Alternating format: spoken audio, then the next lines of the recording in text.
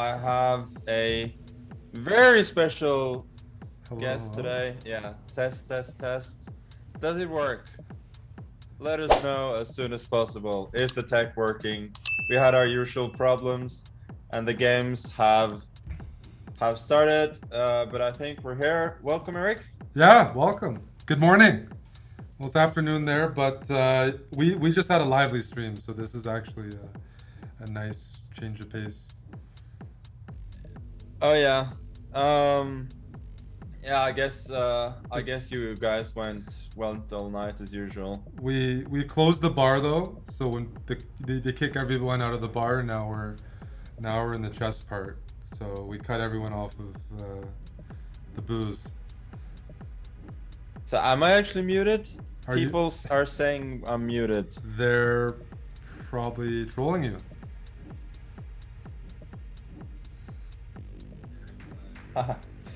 There's just no way I can know. They're trolling you. At least my stream can hear you. That's the most important thing. Okay, a lot of people are saying I'm muted now.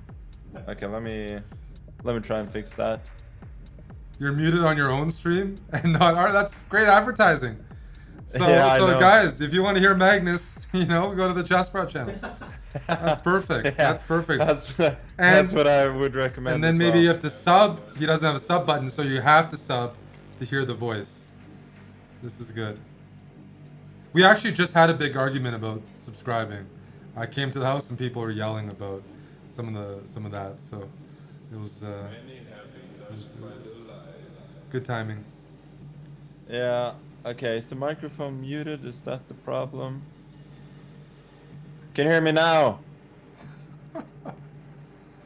Just blame Asios, guys. The one mod in the chat, target him. No. Can you hear me? Apparently not. Here, let me try. Dan, can you check his stream? Yes.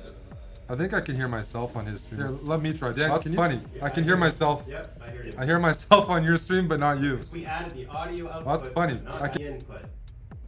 Perfect. I can say whatever I want here, eh? Yeah. It's your show, Eric. you carry both the streams while I try and fix this. That works.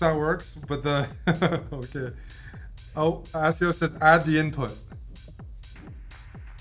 Hi, Ellen.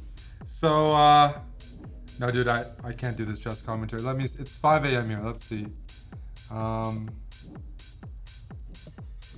Okay, audio input. I just know how to troll, but I can't if I'm just talking to myself.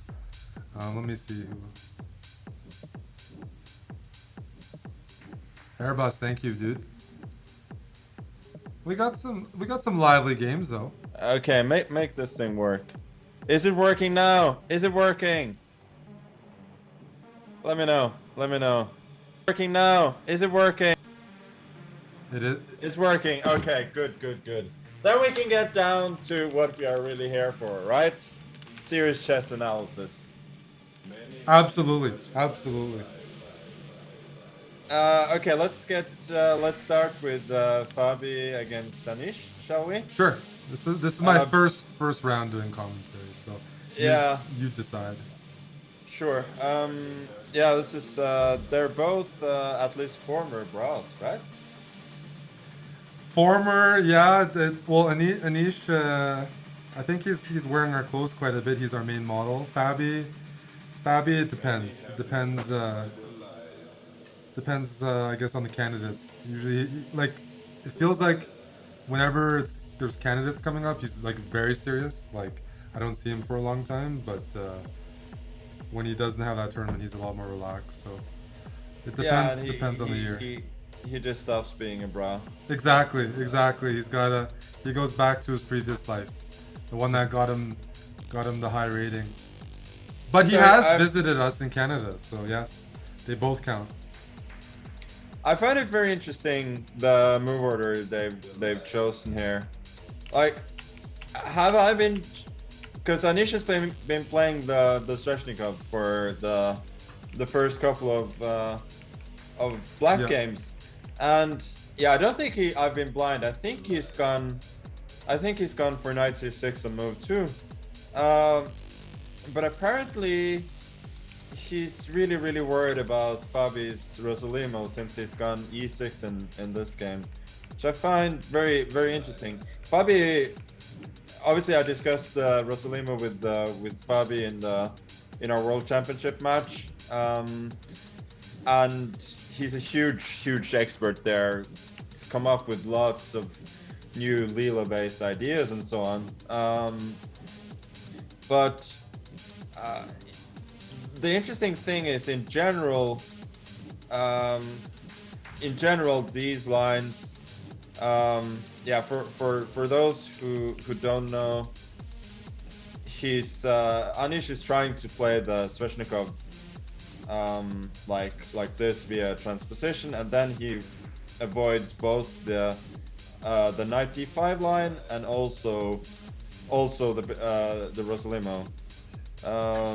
But you do allow knight c6 here, and I think in general Black has been holding these positions, but it's far from fun.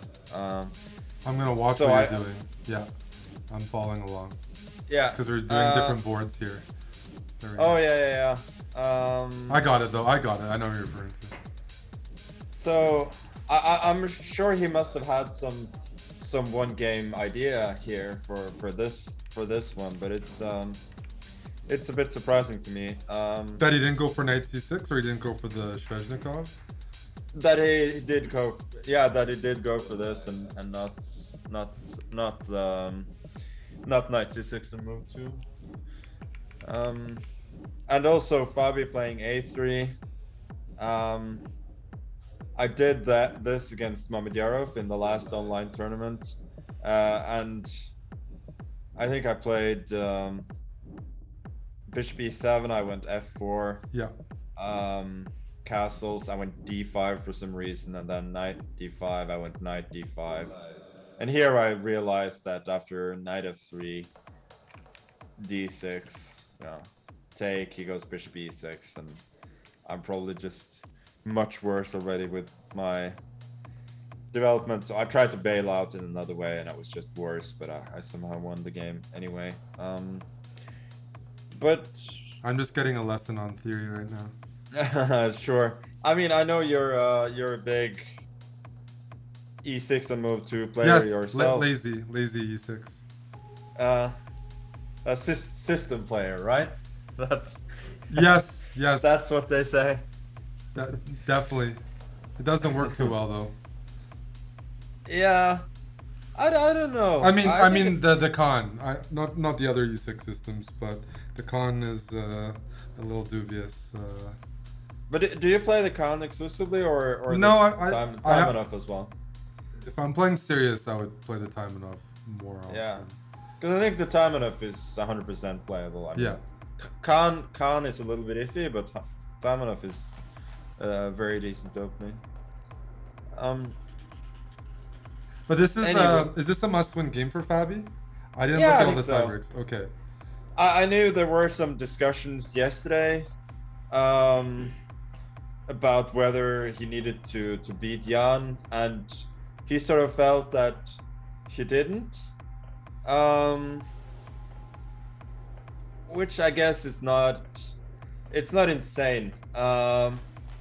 He has, I guess, 2 white games left, and his head-to-head score with Jan is equal, and if he wins 2 more games, they will be equal on number of wins. So I guess that wasn't crazy, but yeah, today is a pure must-win. And now he's just going for a Scheveningen with the move a3.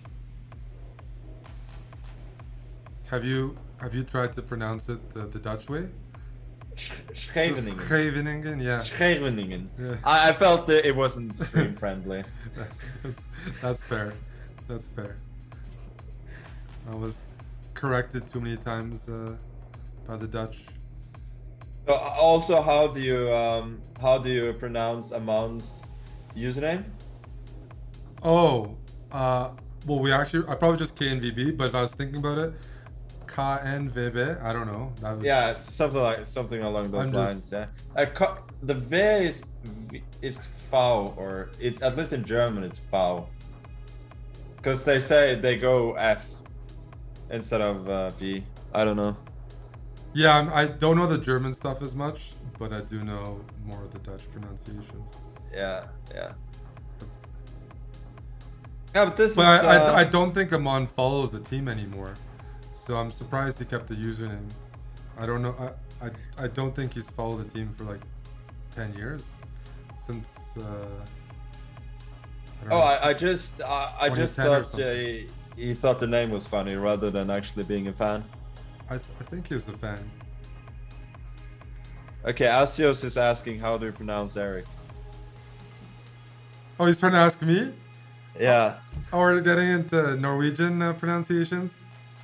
Yeah, I think that- you go. I think Erik. Erik. Yeah, that's Erik. Yeah, that's the one. Yeah, no, I have heard all the pronunciations from. I think Jan Christian told me all of them before, because even the last name is different. Hansen, Erik Yes, Hansen. exactly, Yeah, exactly. Yeah. They were always mess up the. Once they come to North America, they assume people can't pronounce things properly, which is probably still true to this day. Yasser's a good example. He just can't pronounce names after whatever. But So- he does it in a very elegant way. He does. So he's classy, but the point is that yeah, they have to like anglicize. Even though I prefer pronouncing things the way, I mean, I think they probably sound better in their native language, but oh well. Yeah, in general, that's my opinion as well. Does Yasser still say Haikaru, or has he stopped with that? I think he still does. Yeah. He likes to say like his buddy Michael Tal, which is Michael. Michael Tal. Michael is always the our buddy Michael. But the problem is Tal is also wrong. I think it's like Dal, Yeah. or Yeah, something like yeah. that. But that's already a bit too much. It is. Because people will not. It's the same. It's the same with Dutch names in general. I feel like if you try to pronounce them properly, people will not understand. Fabiano, he says Caruana. Oh, he does. He does say that still. Yeah, that's different than Yeah. what I'm used to. does sound okay though. Caruana. I don't know. Well, Caruana. I guess it all works. Yeah, I mean he can get away with it. Yeah, he says everything with a on- big smile and charisma, so then it's fine. On Twitch, it's a lot harder to get away with these things. You got the Yeah, chat, 'cause chat policing everything. I know. Okay, let's have a brief look at the other games, because I think this will be the main one to follow, but let's look at how Nepomniachtchi. Wow. Did we actually see a Petrov there? We did. This is interesting for a number of reasons. This is a line I played myself as white. This d3 and then d4 transposing to the exchange French. At some point, it all actually went so far as I started playing e3, hoping to get e5, ed4, ed4 to play the exchange French. And I had this exact. This queen e2 is what I wanted to play. I actually play. You played I that tried- before in the Pro Chess League too, right? I think. Or Yeah, I played Against Meyer? against Meyer. Yeah. And I played against Caruana in classical chess in Grenke. But it's interesting to see Queen e7 here from Jan, because that's what you're hoping for, because he will gain you will sort of gain 1 or 1.5 tempi there, and claim to be slightly better. So most people go bishop e6 here. And the interesting thing is, I'm pretty sure Hao faced this against Grishuk as black in the first half of the tournament, and he was slightly worse, but he made a draw without major problems. So now he's tried it as white, interestingly. But I understand why Jan goes for this though. He's way up in the standings after all. And how do you think he's like ambitious this game? Like, I mean, this is at least the position he's a bit more familiar with. Like, yeah, I would guess. I don't think Hao has too many ambitions left in the tournament. I just think he wants to win as many games as possible. No, I don't think he cares that much if he loses more games. I was kind of worried for him after he lost to Anush that he would fall off a cliff. That's what I thought as well. Yeah, but so far he tried his best against Grishuk, sacking the queen, throwing everything at him, but yeah, he couldn't win that one. Now though, it feels a bit better for white to me. Just try to pick up the bishop pair and then just, try and pick up the bishop pair. And I was taught once upon a time that in general, when you have the bishop pair, it's better to have a knight as well.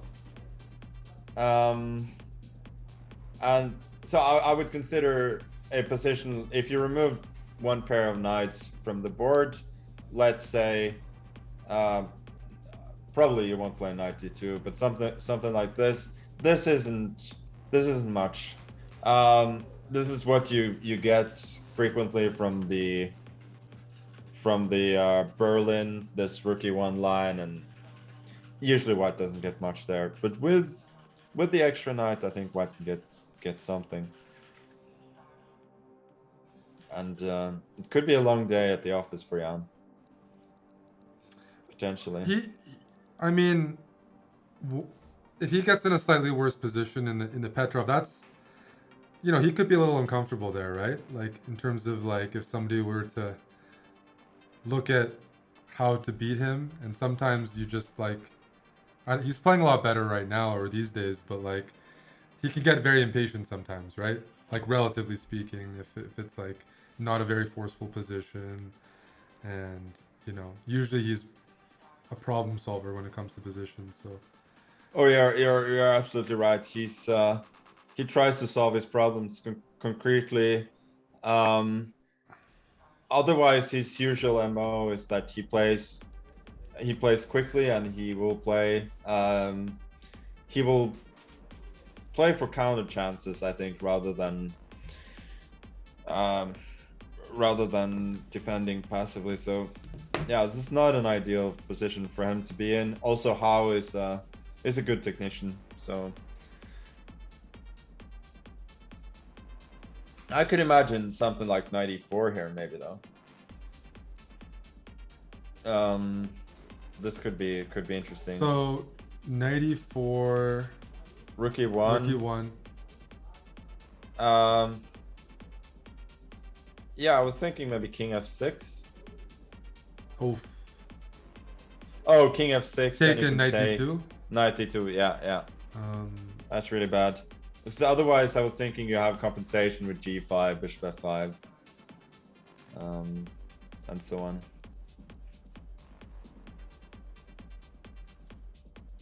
And if g5, then you have f3. Okay, then maybe 94 is not so great, but yeah,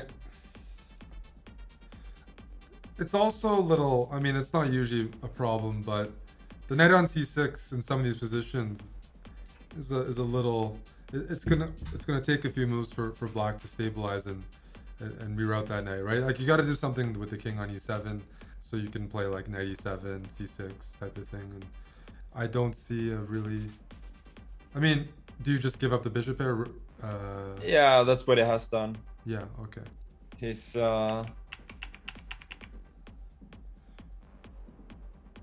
And I'm still Yeah. expecting at some point knight e7 and c6 and just be a bit worse.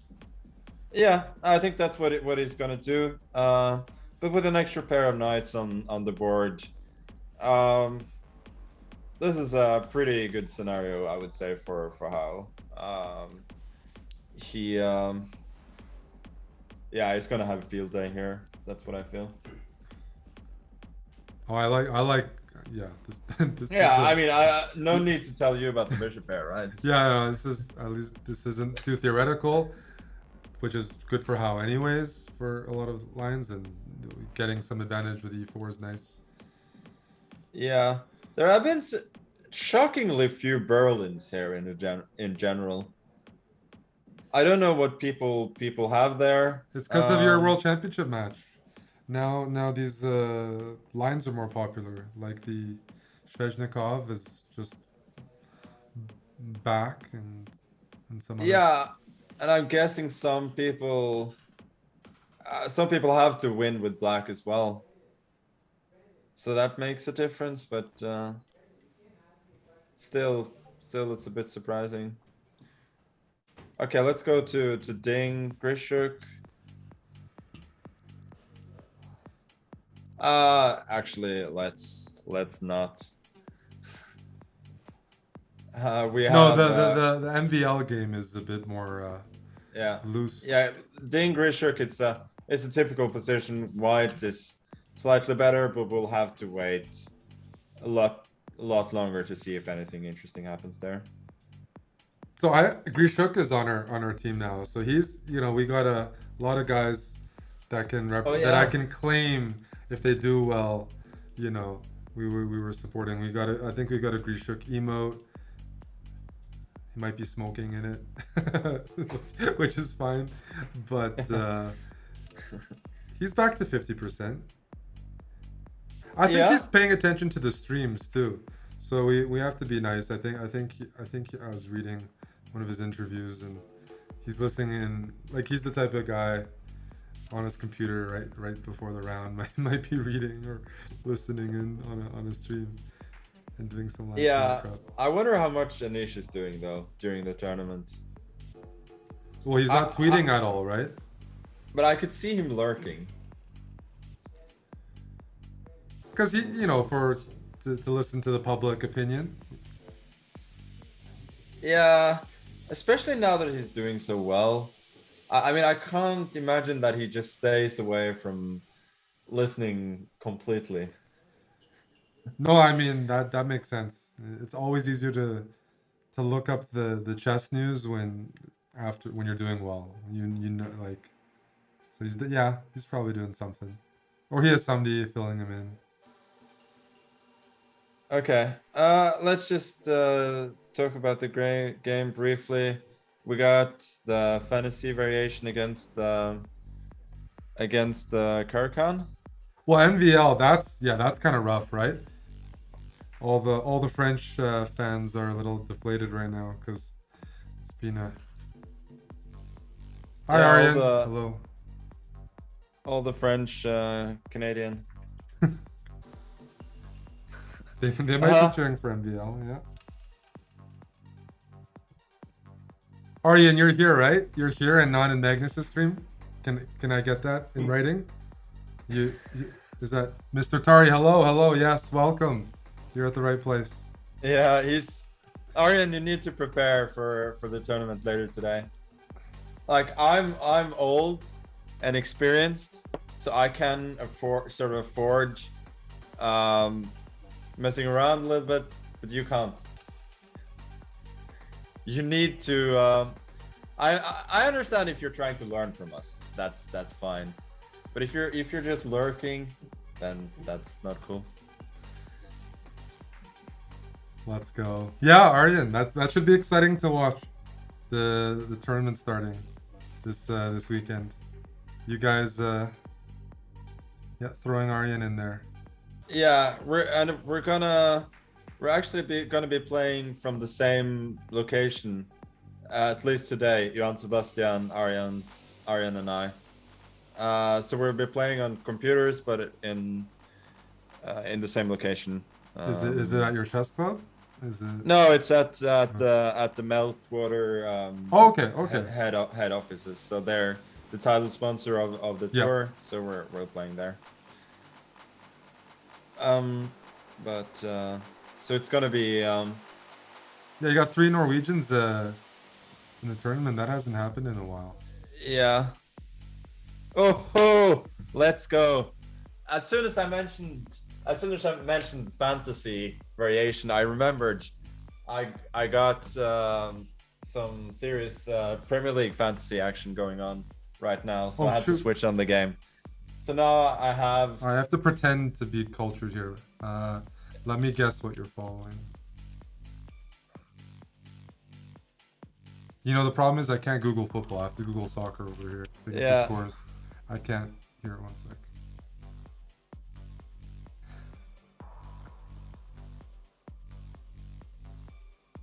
Oh, so Liverpool.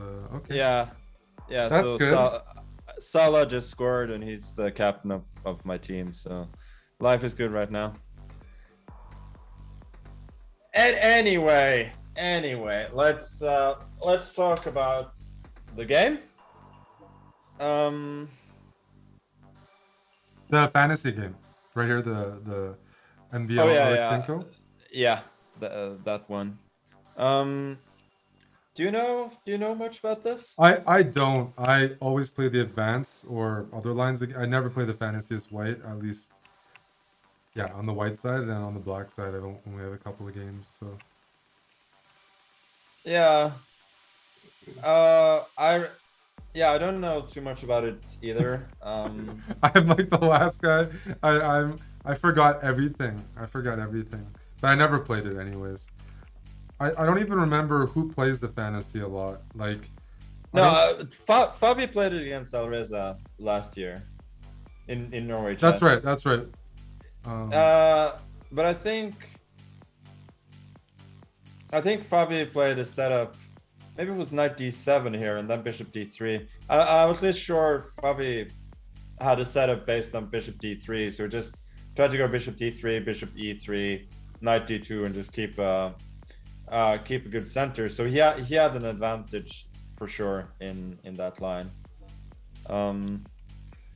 Knight f6, bishop c4, obviously threatening bishop f7, queen c7.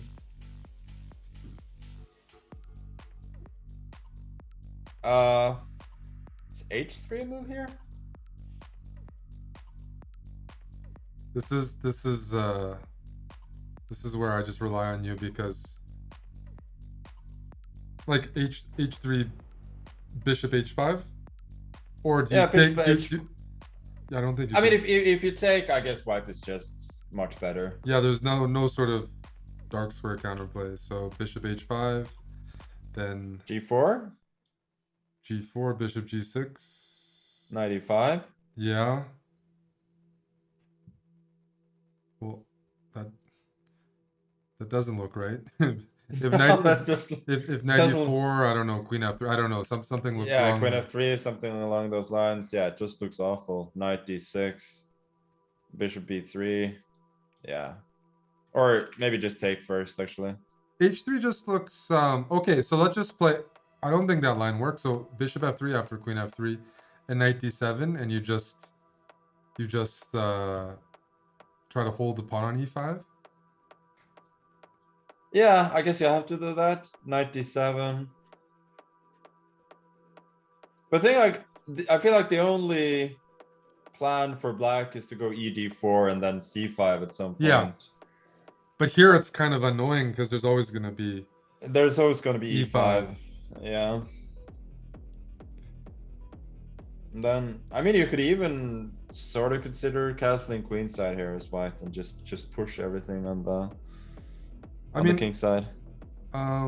Was it a couple of rounds ago, Alexenko sort of against Nepo? He didn't really know the opening too well. He was uncomfortable pretty quickly. Yeah, I mean, uncomfortable is an understatement. Yeah, I understand. I think it was just he was just lost. But so we know it's possible here, right? Like, as far as I know, like, unless we're missing something, I don't see anything too comfortable for black from this opening already. Yeah, and he has spent a lot of time. So I think he's already, I don't know. H3 looks really fun for white. It's like exactly what you want. Yeah. Especially for MVL coming off of a loss. And he's just... Yeah, so MVL, obviously he's not completely out of it. He probably needs to win out. But he has got a game against Jan, admittedly with black, but it's still something. Is the first tiebreaker the amount of wins you've had? The first tiebreaker is head-to-head. And then amount of wins. So MVL took on E5 right away. So maybe he's in... Yeah, bishop f3, he probably wants GF? GF. GF unless... Yeah, no, GF. You can't castle because of queen c5 check. So should be GF3 and then play that position. Yeah, queen e2 or something. And queen f3, queen e5. Bishop f4 maybe? No. And give up the e4 pawn? Yeah, it takes, but then castles. I was hoping for some quick castles, but then yeah, bishop c5. Yeah. Yeah, it doesn't seem right. Yeah, this is puzzling. And as usual, MVL didn't spend too long on d5. Yeah, unless we're missing something, h3 was just good for white. But here just bishop f3, gf3, and yeah, and we play. We play. Okay. Okay. But it seems, I mean, black will have some control of over the dark squares, so I don't think this is too bad. Yeah, I don't know. I didn't see anything wrong with h3, and it looks... Oh well, we'll find out afterwards. Yeah, yeah, I'm sure. Let's go back to Fabi. Since he has gone queen d3, so he must be intending to castle queenside. And Anish has responded quite standardly with e5. I suspect we will see knight f5? Or do you... Yeah, knight f5 I would think takes, and d5 is fine for black. Yeah. fe5, knight e5, queen d2.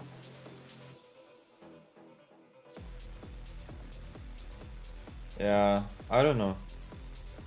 No, I get what you mean. You're the d4, like black, maybe knight c6 or something after queen d2. I don't know, just... Well, maybe queenside castle there. Yeah. Well, where would you move the knight instead of f5? No, I would just think knight b3. And then after ef4... Knight b3, okay. Bishop f4, you can swing their queen over to g3.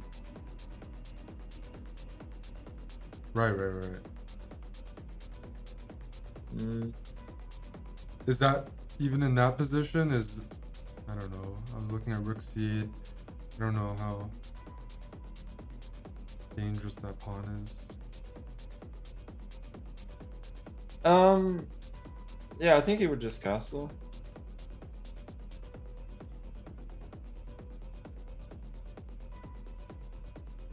I think he would just castle, knight e5, queen g3.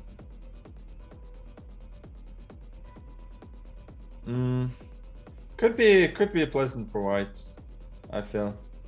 Definitely a position that Fabi is happy with, considering the must-win circumstances. If you're playing white in these positions, if black doesn't do EF4, do you try to play for F5 and G4 right away? Like they pretty much have to take on F4. Let's say after knight B3, so E5 Yeah. knight B3. Let's say rook C8 or something like that. Yeah. Yeah, unless Rook C8 unless is flexible. unless there are some tactics, I would think that F5 is strategically very good for white. Okay. Knight A5. Yeah, knight A5. You can go knight D2 maybe. Then start pushing. Yeah, I think you have to take on F4. Okay.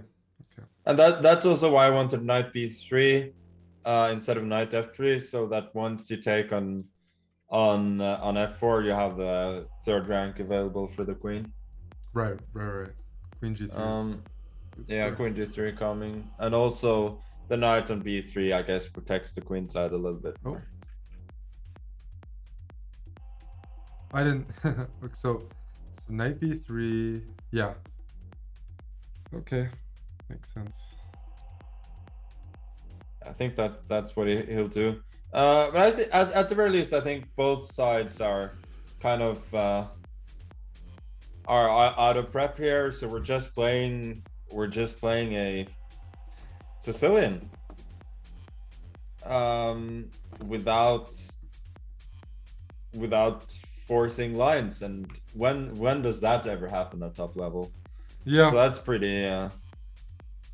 I mean, I guess like Anish must be like on a bit of a high right now in that, you know, he's played a lot of Najdorf, some Taimanov, but these sorts of positions that are, as you said, a bit more out of book, I'm not used to seeing him play as much. Just like, but the way he's been playing, I mean. Yeah, I'm guessing like after winning a very sharp game yesterday, he must be feeling good about this. And let's not forget that while Fabi needs to win this game, Anish kind of needs to win as well. Since he's only half a point behind Jan, but effectively he's 0.75 behind points behind since he has the worst tiebreak. So obviously a win would. He probably needs to win 2 more. And his next game is against Alexenko? No, his last round is against Alexenko. Okay. So he's sort of thinking to win 1 game before then. Yeah, and I think his next game is with Black as well. Oh wow, okay. I think against Grishuk. If I don't misremember.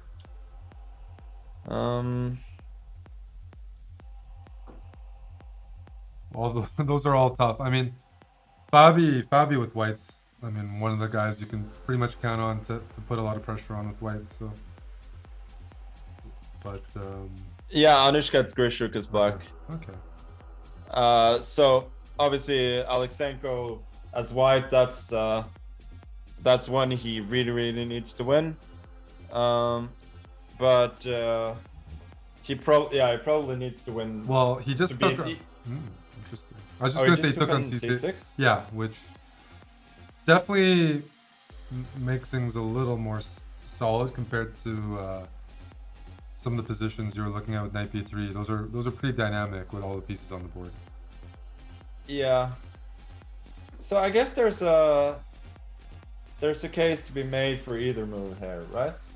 Yeah. If you take with a b pawn, you're worried about sometimes white takes on e5 and messes up the pawn structure. Yeah, I would guess so.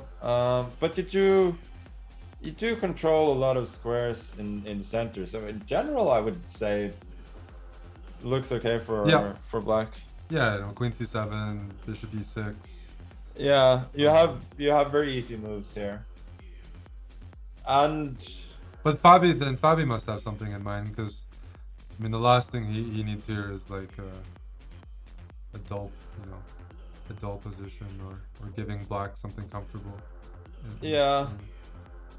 And I think he should go BC. Because bishop c6, long castles. This looks nice for white. Yeah. Yeah. G4 is coming. You probably have to go EF, otherwise f5 is happening, and then you're not losing d6, but white just has a very clear initiative. Rook e8, bishop f3, so on. Yeah, no, white's better there. So BC seems like the best move. Long castles maybe here as well. Maybe there's knight g4. So you're looking after BC6, long castles, knight G4. Knight g4, bishop g4. Yeah, you take, and then just like rook D2? Yeah.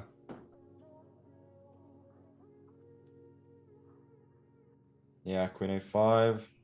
Quick, is F5? Oh, you're threatening f5. F5 and H3. Still there's f6, bishop h7. Maybe it's not so clear actually. So after F5, F6, is Oh, Queen f6. C4, or are you going bishop H5 or F6 after F5? Yeah, I guess it doesn't matter because you still get queen c4. Yeah. Okay, yeah, that doesn't work.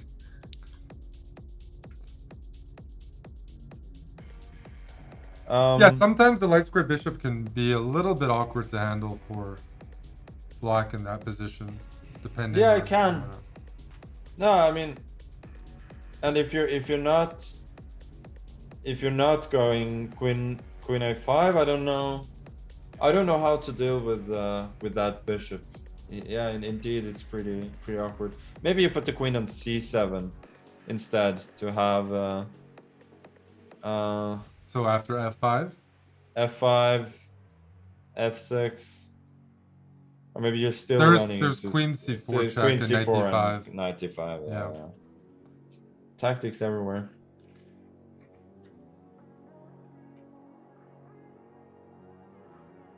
Yeah, knight c6 was a little bit surprising to me at first, but maybe it's decent. So he has gone bc6. Okay. Queenside castle makes sense. Yeah, it's hard to see another move, right? I mean, f5. Well, what about kingside castle? It just doesn't make any sense. Yeah. And then rook 81. If they take on f4, you do rook takes f4. But then they start going after rook takes f4. They start going bishop e6, knight d7, and so on. And you don't have the square on d5 as white to counteract the square on e5. So that makes sense. That makes sense. Yeah, I'm not so sure. Yeah, I think Fabi's not in the mood to castle kingside today. Yeah, no, usually queen d3. But after queenside castle, so maybe knight g4 is a little bit like unclear. But yeah, what about maybe like, that's so. Yeah. Maybe that's overzealous. Yeah. Do you? Yeah, I can go queen a5 immediately, maybe. Yeah. But then we're always looking at f5, right? That's always the... Yeah, I would guess so. But here I guess it becomes very concrete, right? Rook b8. Mm-hmm. Or some rook to b8. Yeah, maybe rook f. It feels like black's pretty fast here with d5. Yeah, g4, d5 could already just win. ed5, rook b2, and so on. Yep. No, that doesn't. I don't like the way this looks. So maybe I don't know when you can go f5 and when you can't. But queen a5 looks very natural. But like I don't like these positions as white unless I have like there's no entry squares in the center. So if there's not there's got to be something concrete. I don't know if g4 or something, but like you can't really allow black to just play rook b8 and. Like, it's hard to stabilize once you've already committed a3, queenside castle. There's going to be pressure on b2 unless you do something right away. Yeah. I mean, queen a6 is an idea, maybe. just claiming. But there, I mean, there's takes and knight g4. Yes, that's right. Yep.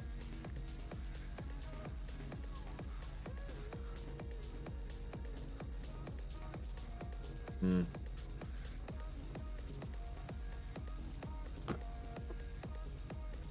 Interesting. Yeah, so maybe queen a5 is a decent move there. Yeah, knight c6. After a while, I'm not loving it. I like knight b3 better. Yeah, I'm guessing as a Sicilian player, you wouldn't mind this as black.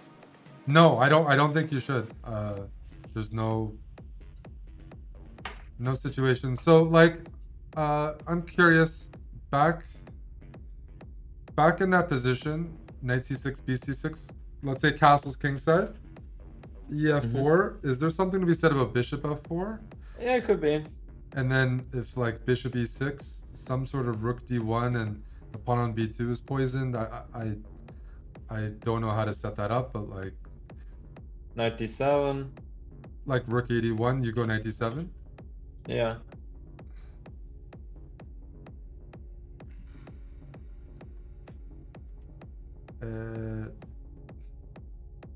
I don't know. Queen Queen g3. Queen b6. King h1. Yeah, I don't know if b2's like if there's any tricks involved or not. Or maybe there was bishop e3 instead. And then bishop d4. Yeah, queen b2, bishop d4, and knight d5. Right. Yeah.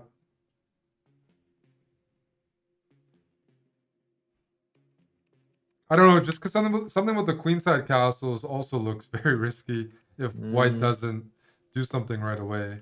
The b file's open and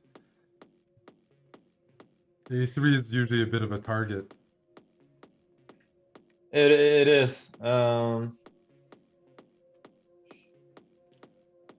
Yeah, there's Dude, it's hard for me to calculate Sicilian positions at 5 a.m. I'm trying to rely on this is that is very true, and I've found myself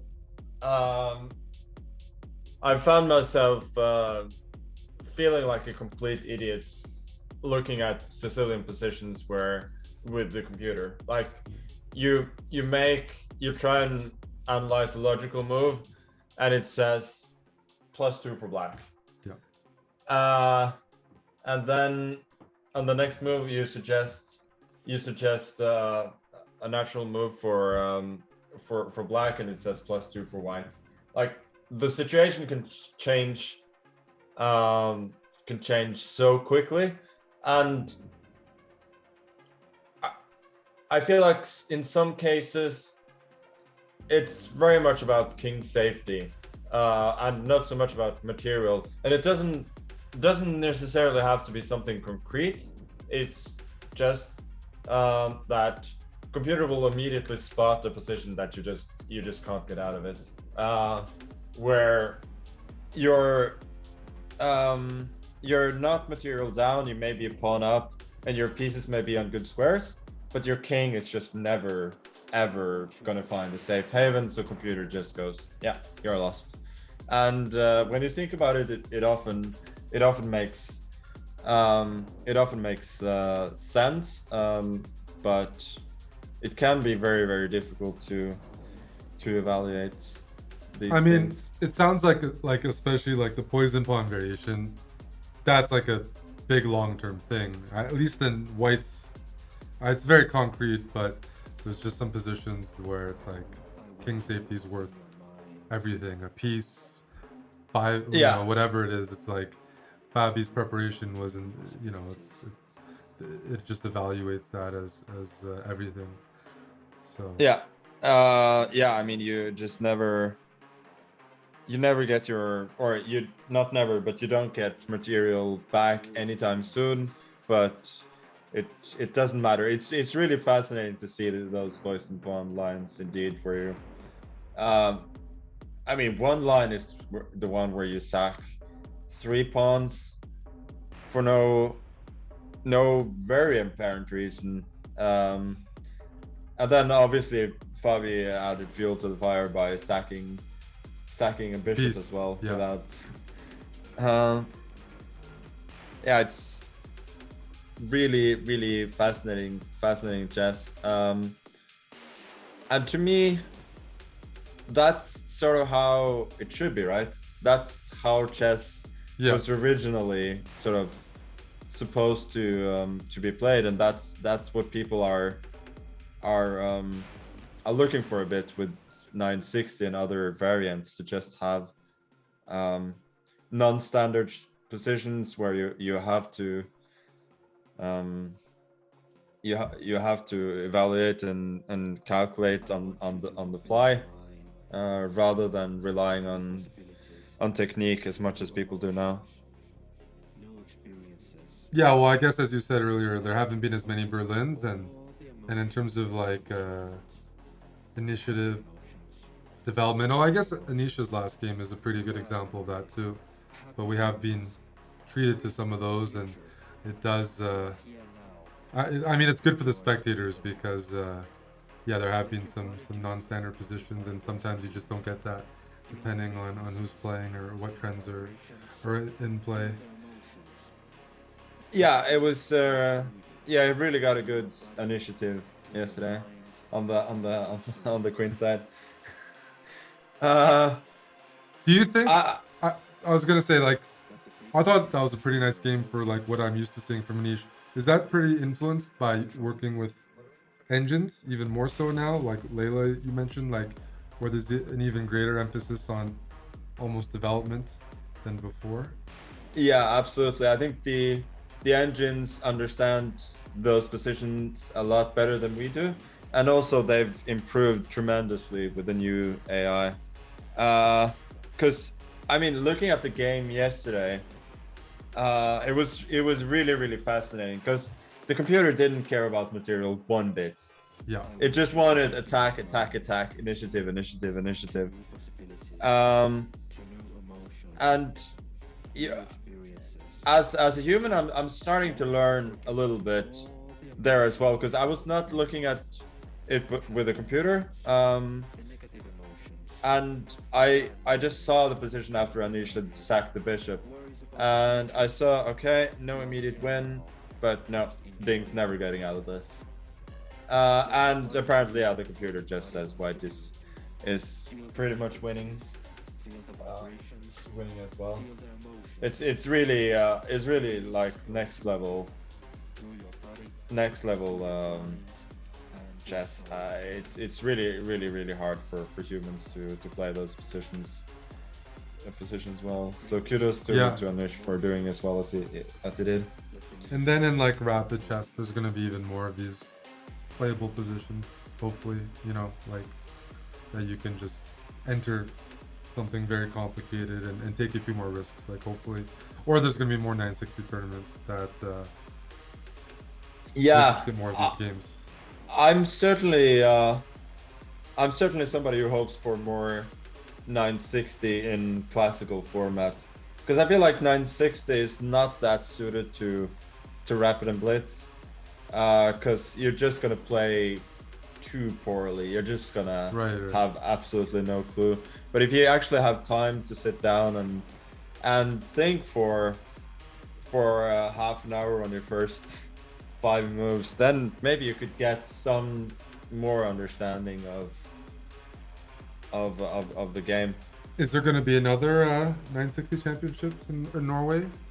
No, we canceled them after I lost. Oh, that was that's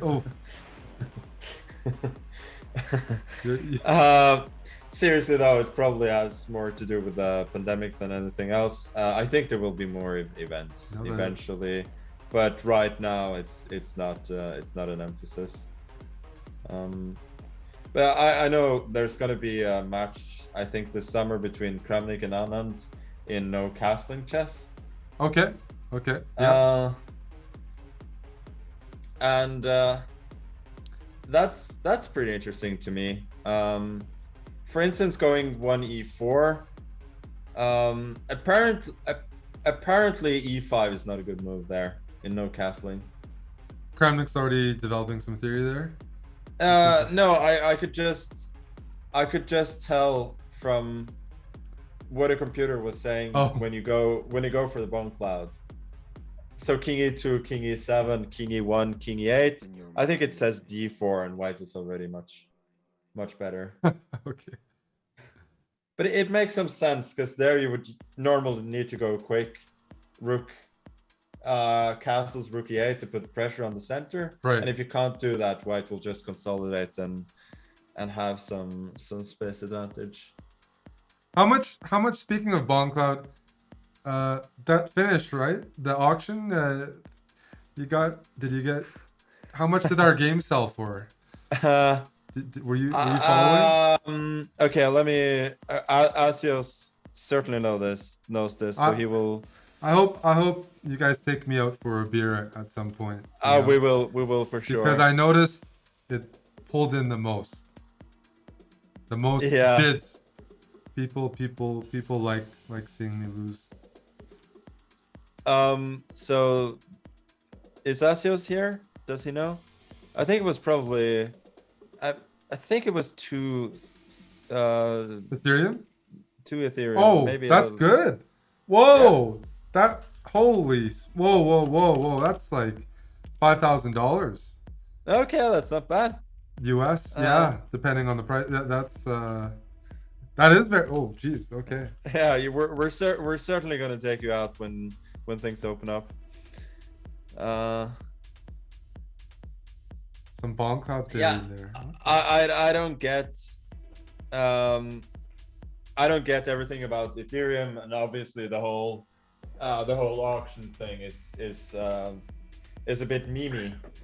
But yeah, there's I've been learning about it. Oh, hey Jan Christian.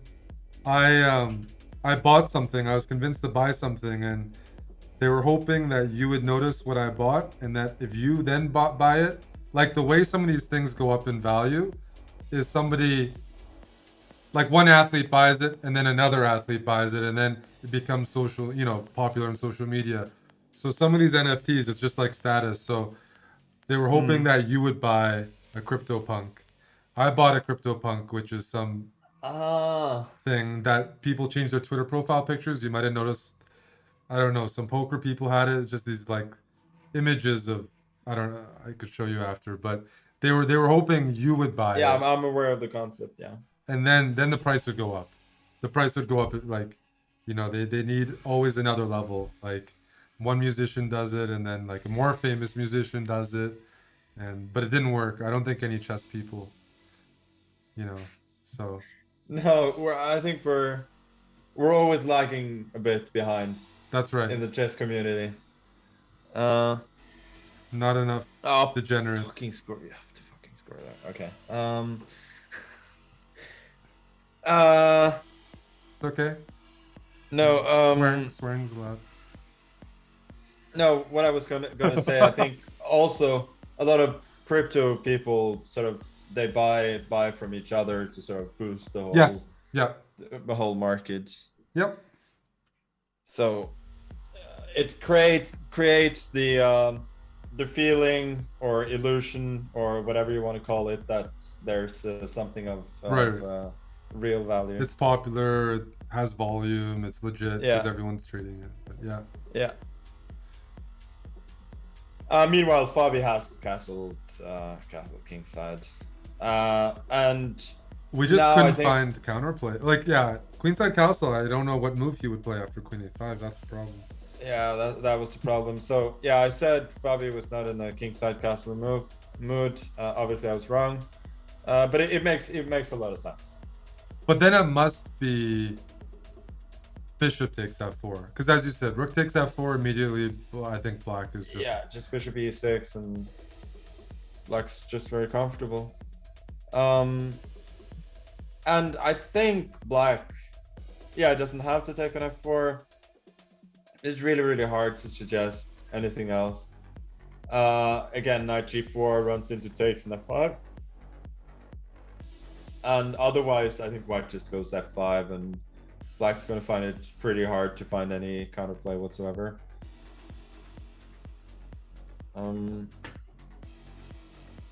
So yeah, I'm guessing EF and then Yeah. bishop e6.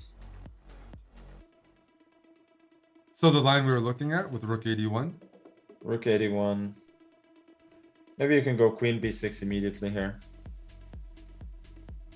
So queen b6. There's never bishop e3. This bishop like so queen b6 bishop e3, and if Yeah. queen takes rook b1, right? Yeah, queen takes rook b1 and knight d5. That seems to win. So you can go queen b6 check, then queen c7 or something. Is there any? Yeah, bishop t4, knight d7, queen g3, knight e5. Question is how we evaluate something like this.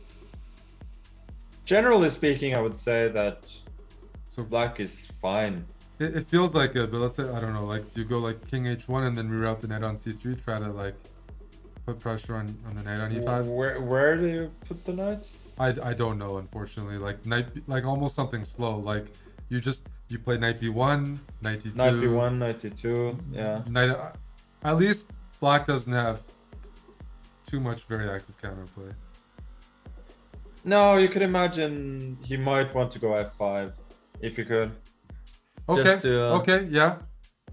So let's make a move like king h8. If knight b1, maybe f5.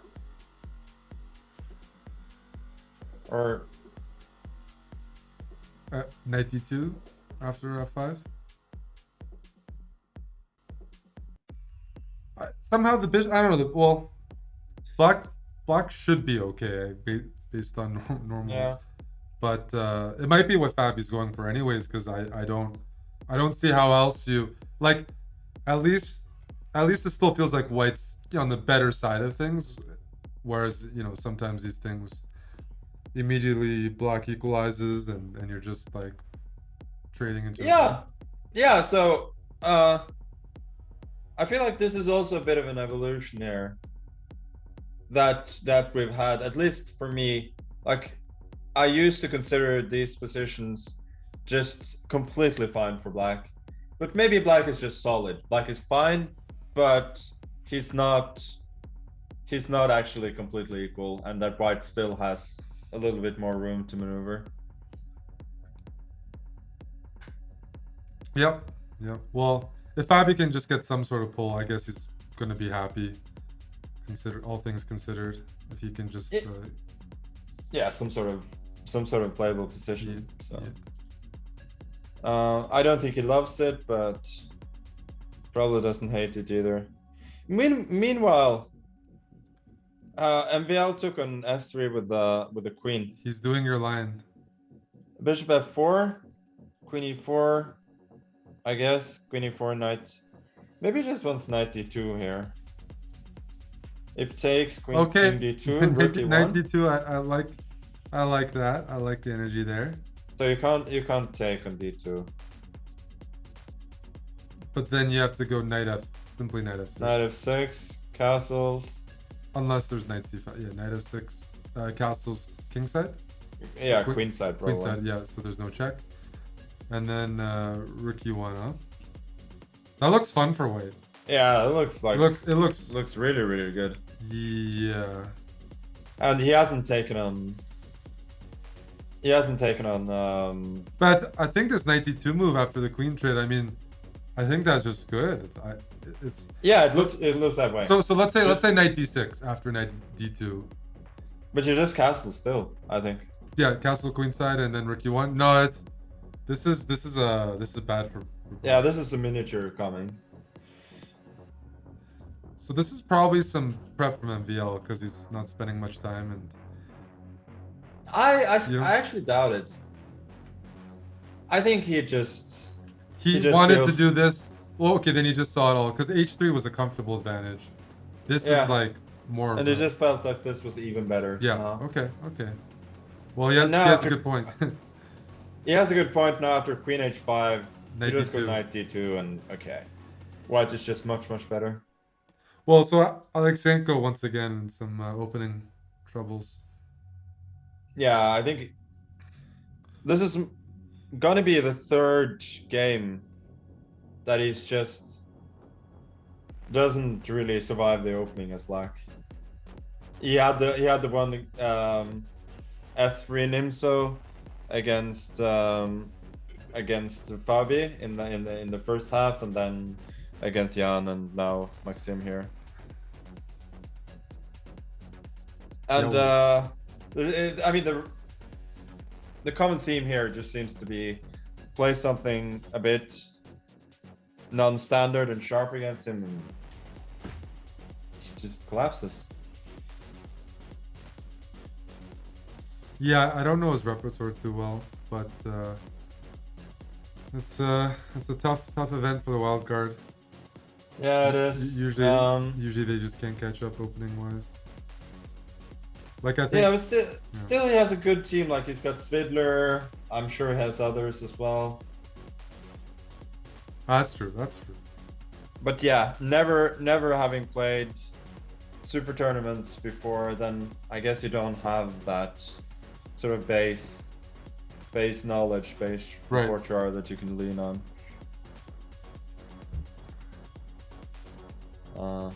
So we got the Wang Hao against Nepo is probably like just the big one to check into, where this is still all standard. Yeah, okay, so he went for he put the bishop on h3 after 97, which was an interesting decision. It wasn't obvious to me that the bishop belonged on h3 rather than d3. I don't think it belongs on h3. I can't say that quickly, of course. He spent more time than I did, but I guess his argument is also with this setup, the bishop can always draw back to f1 eventually after king f2, knight e3. But like sometimes I don't get anything out of these positions. Like I don't know, it's still. Yeah. Also, this way you're not covering the e2 square. Yeah. Which seems counterintuitive. a5, that's logical. I guess you have to go a4 not to give black too much space. c6, rook d1. I was trying to play this tournament on Tuesday, and apparently a copy pasta from your chat infected my chat, and I got too distracted to play. It was an erotic story, and I just couldn't focus for the rest of the tournament, and I started losing to FMs. Yeah, that's actually a true story, by the way. I didn't realize it came from your channel though, from your viewers. Because like it was very disturbing. Because I have to wake up early for the Tuesday tournament, and it was something about. Yeah, if it's the one I think it is, I'm not gonna repeat it, but it is disturbing. Disturbing does cover it. I just couldn't. I got at the start of the tournament. I couldn't focus for the rest of the day. Being spammed right now. And you always have to blame the chat when you do poorly. It's like a good way to like always deflect blame. So I'm actually going to upload it on YouTube where it's like the chat's fault. Yeah, I'm looking forward to. Did you see a video we uploaded recently? Oh yeah, I did see that one. Did you like the style? Yeah, I thought you edited very, very nicely. And obviously with the great happy ending as well. That's the most important part. Yeah.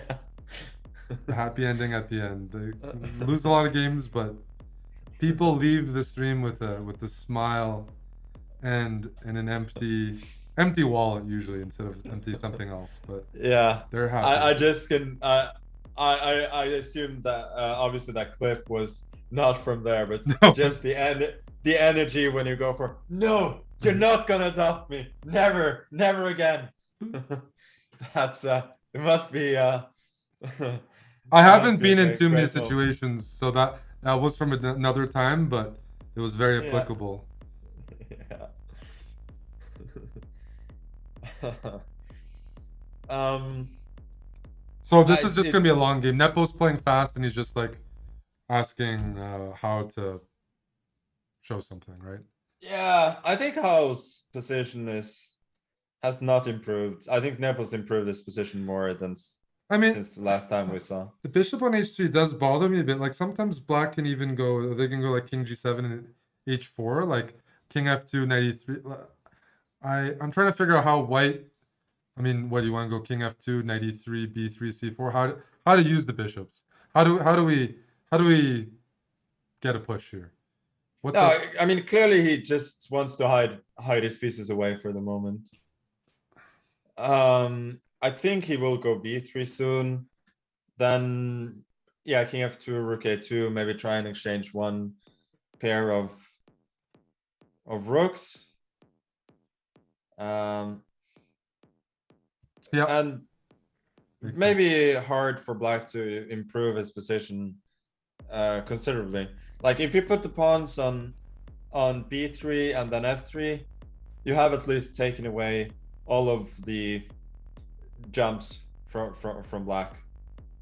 And then I guess you're hoping for c4 eventually. It's hard to see another plan. Yeah, and I guess you can reroute the bishop to f1, put it on d3, maybe support c4. Yeah, maybe h4. Maybe h4, h3, g4 at some point. Yeah, you could see the knight coming to e3, to g2, maybe to f4, maybe eventually to d3. Yeah, if you love maneuvering, this is the game for you.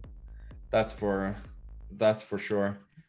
And one good thing about the bishop on h3, we'll give how that is that you're covering the c8 square. So if black wants to, after you play b3, if black wants to go c5 and aim for counterplay that way, it's less probable that it would work without rook getting access to the c file. Yep. Well, that's gonna be a long game, probably, unless. It is gonna be a long game. Meanwhile, Alexenko's gone knight d7, knight d7, lone castles, knight b6. But yeah, anything other than Maxim win here would surprise me, to be honest. Yeah. Bishop. Yeah, There's so many good it options. just looks so bad. Bishop b3. Yeah, bishop b3, bishop b7.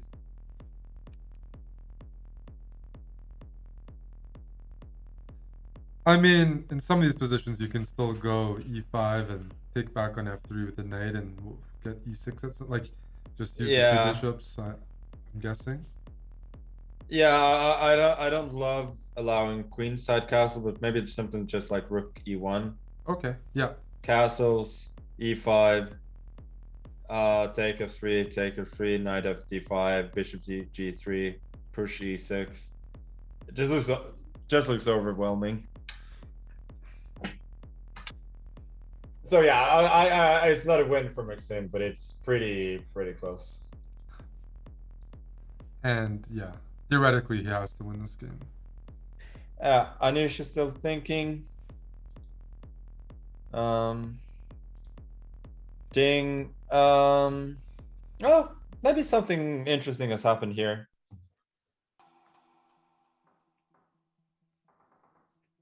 So Grishik's gone bishop c4.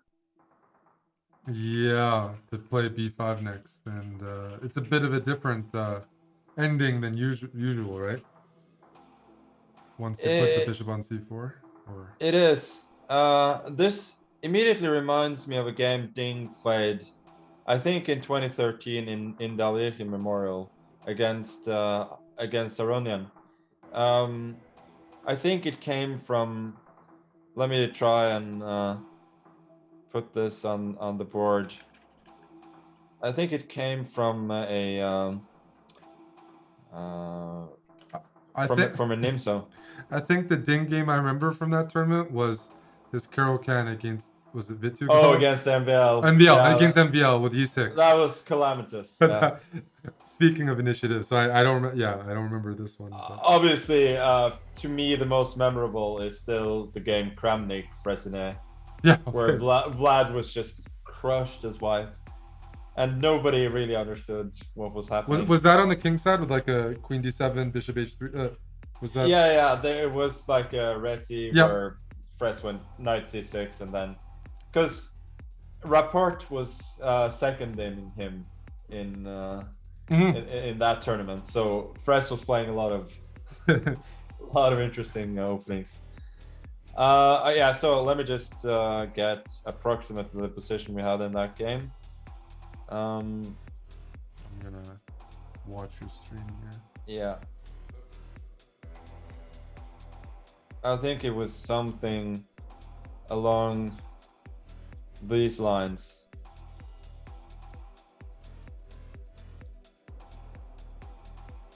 Oh, I'm trying to keep up. And he went for Bishop C4.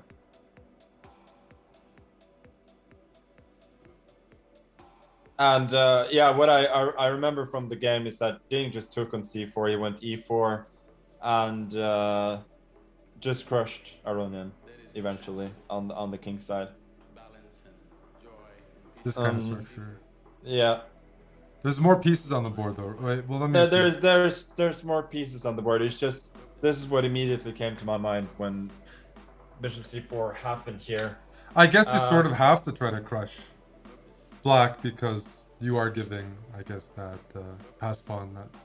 Yeah, and I mean I could imagine lines where you go like Bishop C4 here, DC, Queen C2, and then you try to play for a quick F5. Let's say B5, F5, EF, D5, and then Knight D4. And then Knight D4. Yeah, just blast everything open immediately. There could be F4 here maybe, but it looks interesting at the very least. Something along these lines. Even something like Rook E1, there are still themes here, like if B5, F5. Oh, maybe B4 is hanging, but let's just go EF5 for to make the point that you still have these ideas like BC4, B5, Knight C3, and so on. Do you feel like if white wants to do it, they should do it now because you want D takes C4 to remove a center pawn, as opposed to letting black play B5 so that they can capture back on C4 with the B pawn? Yeah, that makes a lot of sense. But I think it will be a matter of concrete lines more than anything else. Also very interesting is the fact that Rishuk played H6 on move 14, because then usually I think you go G6 in these lines as black to cover the F5 square, and with a pawn on H6, well, first of all, the diagonal is a little bit weakened, but you could also imagine lines like Queen C2, B5, Rook E1, and then you get a quick F5 going without even having to sack. And you can imagine after some move like, I don't know, let's go Rook A7, F5, EF. The bishop could be out of play on C4 if everything just blows open on the king side. Yep. Yeah, definitely. I mean, black's, I guess, always counting on playing E5 after F5. Yeah, I think that must be it. Otherwise, otherwise, it's just gonna be in trouble. I like this Rook E1 move. I think Rook E1 seems like you still keep all the options open, and It's just a useful move. That's the most.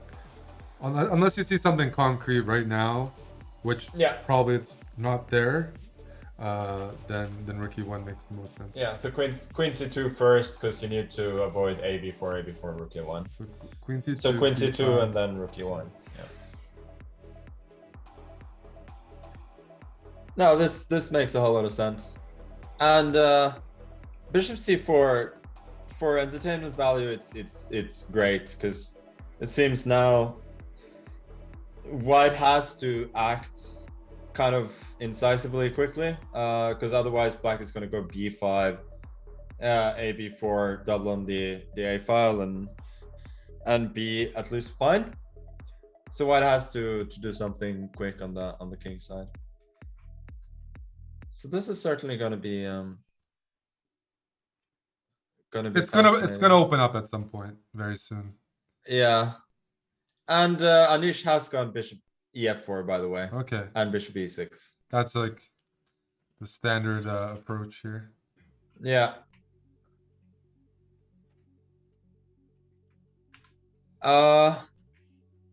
My clock says Fabi has 25 minutes left. That can't be right.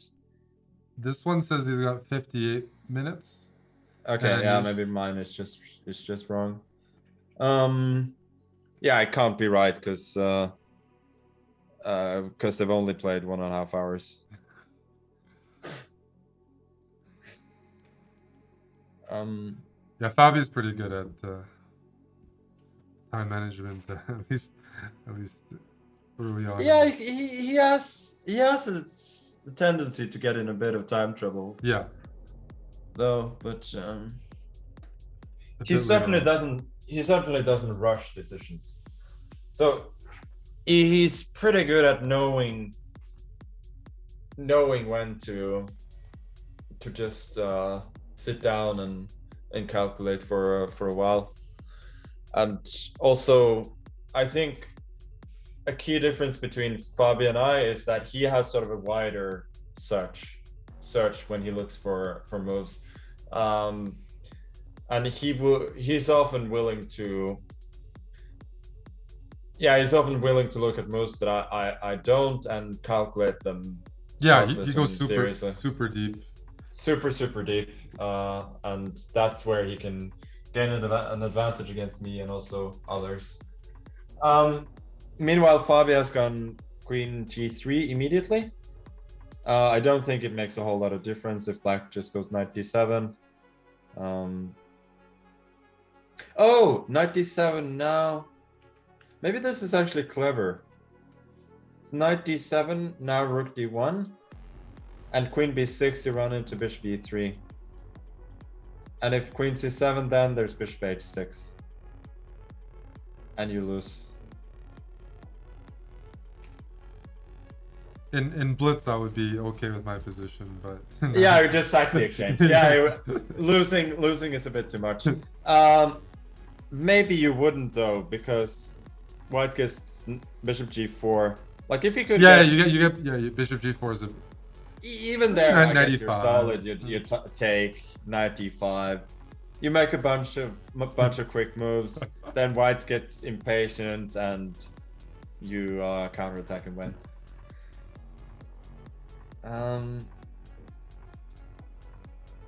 But obviously well, I mean, this queen g3 all makes some sense. Like there's a bit of flow to it. Otherwise, I don't know, the queen on d3 when you're casting kingside, unless you're just playing rook ad1 and trying to win d6, it makes more sense like maneuvering to g3, just like a Scheveningen or whatever.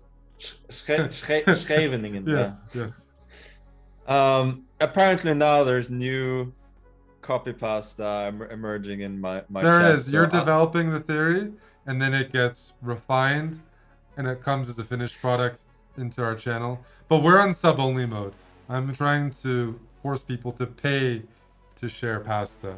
I love pasta, but they have to pay still. It makes a lot of sense. So I'm a little bit newer, obviously, to this than you are.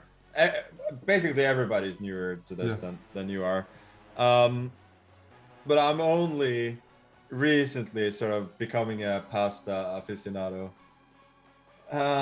Like I'm starting to like it a lot more. Yeah, yeah. It keeps it interesting. People have a lot of time on their hands. You realize with some of the things they create, but you can create beauty with that. You know, like some of these stories could end up in novels. I know. Uh, Let's hope. I was actually, Let's hope it's not a graphic novel. yeah. Uh, I actually, Asios and I had this idea that we would make songs of copy pasta from the channel. So he would compose a beat, and I would just read copy pasta from our channel. Well, no, that would be people would watch that, listen to that. I would think so. I mean, you've already stepped into that field with Yasser. So. The Push and Baby song, yeah, that's true. That's true. It's a catchy tune. Unfortunately, we haven't come up with another in a few years, but it's a. You were in a song, right? A few years ago. Yeah, I was in a rap song. Yeah. There we go.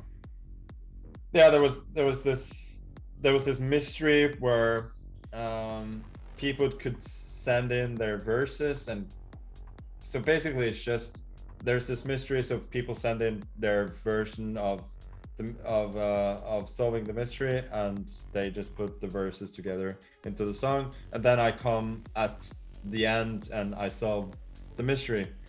Now, I have recently asked them to remove my contribution from that song because it seems on the latest album from Pimplotion, who's the guy who made the original song, he states that the guy whom I accused, which was in good faith because they told me that he's the guy who stole the moisturizer, that was the mystery. Apparently didn't steal it after all. And so now I feel like I've slandered his name unfairly in these songs, and that's why I've asked them to take it down. So far, it hasn't happened though. The plot thickens. The plot certainly does thicken, and I'm starting to fear that they're just milking it at this point. They probably don't even know who stole it. Yeah, I'm a little lost, but yeah, for non-Norwegians, it's not. It's a pretty niche. Yeah. Niche mystery thing. But you must have another offer at some point. Maybe something global, or the cow goes moo. There's some, I could see. Oh yeah, the Ylvis brothers. The fox. The fox. Sorry, I got it confused. Yeah, so far I haven't had any offers there. I apparently my performance didn't catch the eye to the extent that I'd hoped. Yeah, I'm just Amon's supposed, Amon used to do those a few rap bars, and he was supposed to Wednesday bars, and we've been too busy, but I think he's wanted to do an album at some point, but we just haven't had the time or I don't know, the willpower, but it's on the list because he has wanted to do that for a long time. So maybe we'll somehow get that. So out of the 8 players in the field here, how many can Amon do a decent impression of? Because I've heard his how before. You heard his how. He can probably, I don't know how practiced he is anymore. He can do how, Grishuk, Fabiano, maybe 2014 Fabiano. Nepo and Anish, I haven't heard him do really, but maybe he can. Like, he's a fast learner, but I haven't heard him try it yet. He doesn't. We don't do it on our stream anymore as much, so we'll have to. I haven't heard the Nepo or the Anish in a while, so I think 3. Ding is very soft spoken. I assume no. MVL. If MVL was French Canadian, he could definitely do it. I'm sure he can do some sort of MVL, but like, yeah. Maxim isn't as easy to imitate as, let's say, Bacro. Exactly. Bacro, No, those guys. Bacro is really easy. Bacro's easy. Yeah. Laurent's also like easier. So I think he's a bit out of practice, but I could be wrong. Yeah. It could be. It's been. We used to do it back in the old days, and we, and now we stopped. But maybe there's a demand coming up again.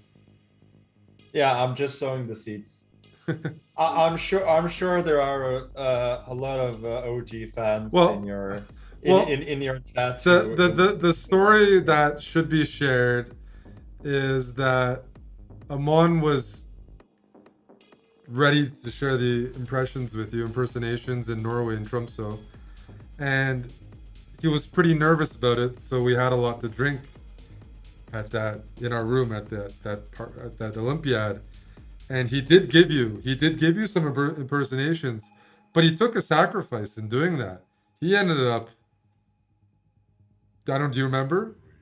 He was nervous to deliver those impersonations. Yeah, he didn't have a good night. So Amon gave you good impressions, but he took his body with him. Oh, I'm both flattered and a little bit sad to hear that. You stayed. You were concerned. Yeah, because I think I barely drank at all. No, you didn't. I have been told a story recently from Alexandra that apparently I was throwing chocolate covered nuts or something at people on the street or something. So I haven't shared this. I don't remember that. But I know that I have been known to like just pour water at random people from the street back in the old days. So it doesn't shock me. So the chocolate that you were throwing or you had was from the fridge in my room, and in the end, I think I got charged because it was Norway like $150. Other people took some drinks too from the fridge, and it's Norway and it's a hotel, but you definitely used the chocolate very well, and we were it's a party, it's a party, so it's okay to throw chocolate at people, but it was Norwegian chocolate. It's very expensive Tromsø hotel chocolate, but we had a good time. I clearly owe you a lot of beers now. Yeah. But it was it came with the entrance. So it's okay. But it was back before we had all these subs. So it was definitely tough. It was definitely tough for us back then, but we survived. About 20,000 subs ago. Yes. So I vaguely remember that, but I remember the hotel bill. But it wasn't so bad. It's Norway. You get used to it. It was a good memory. That's the point. I have a story, and now I can share it. So I saved it, because if you that was why I didn't tell you yet. Yeah. I can say Magnus owes me for these chocolates. He didn't drink, but he had like the orange juice and the chocolates from the bar fridge. I have this ability that if I have like a lot of energy, maybe eating some sugar, I can keep up and I can act as sort of apely as the drunk people do from time to time. I don't have that. I unfortunately have to drink, but then I, you know, obviously a lot of things can happen. Yeah, I had this high on life phase where I would just go out and be high on life, not drink.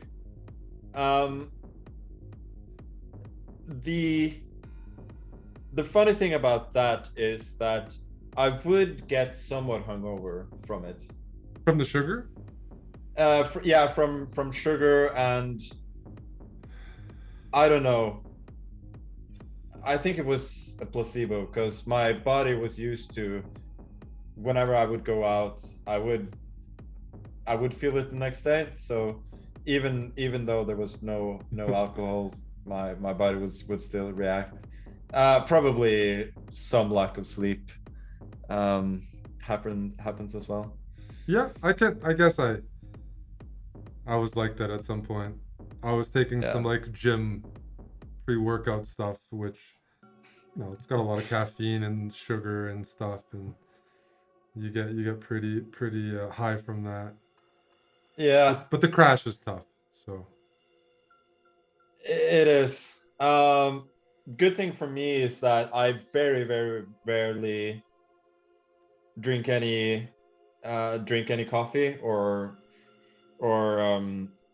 energy drinks. So that shit really works on me whenever I do it.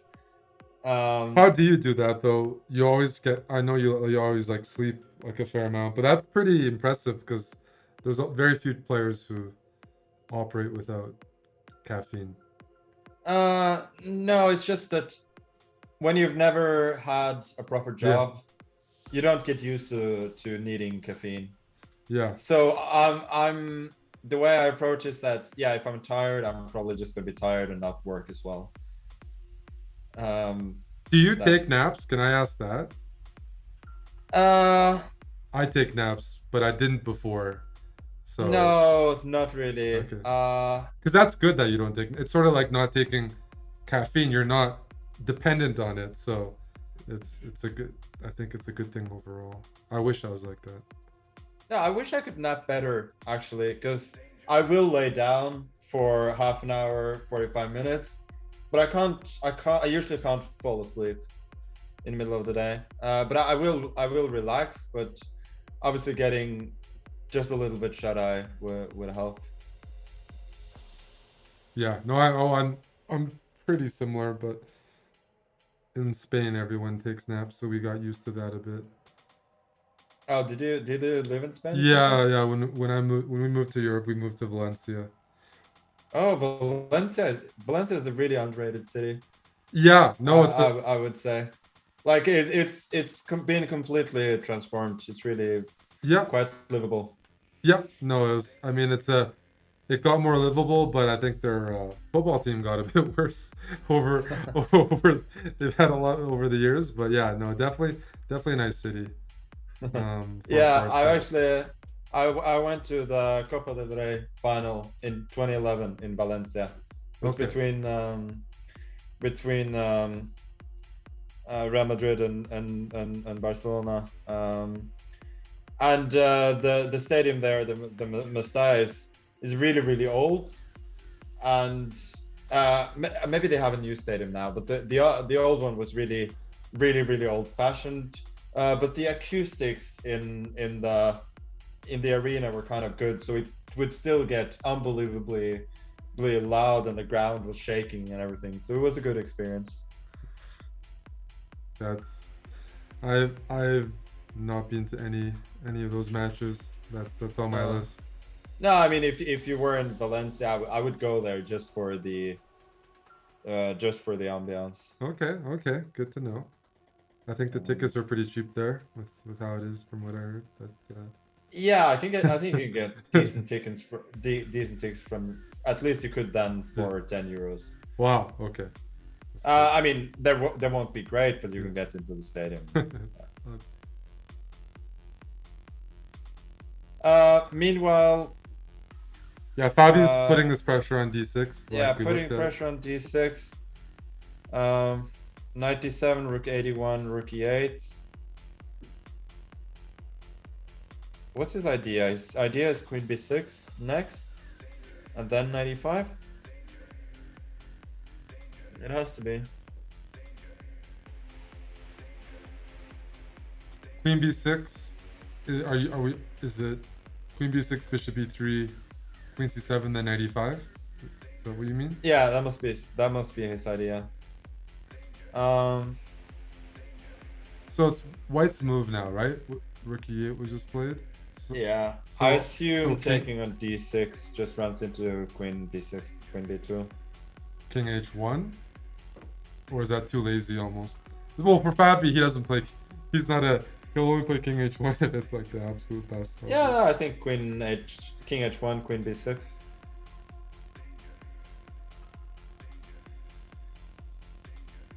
And Yeah, knight a4, you go queen a5, so you get your setup.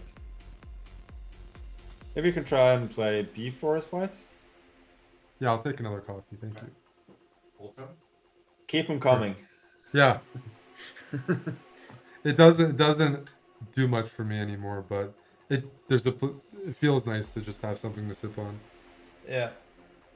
It feels like you're doing something important when you drink coffee, right? Yep. Or you're. That's a good way to put it. It feels like we're not, but it feels like we are. Almost nobody. I wouldn't necessarily say so.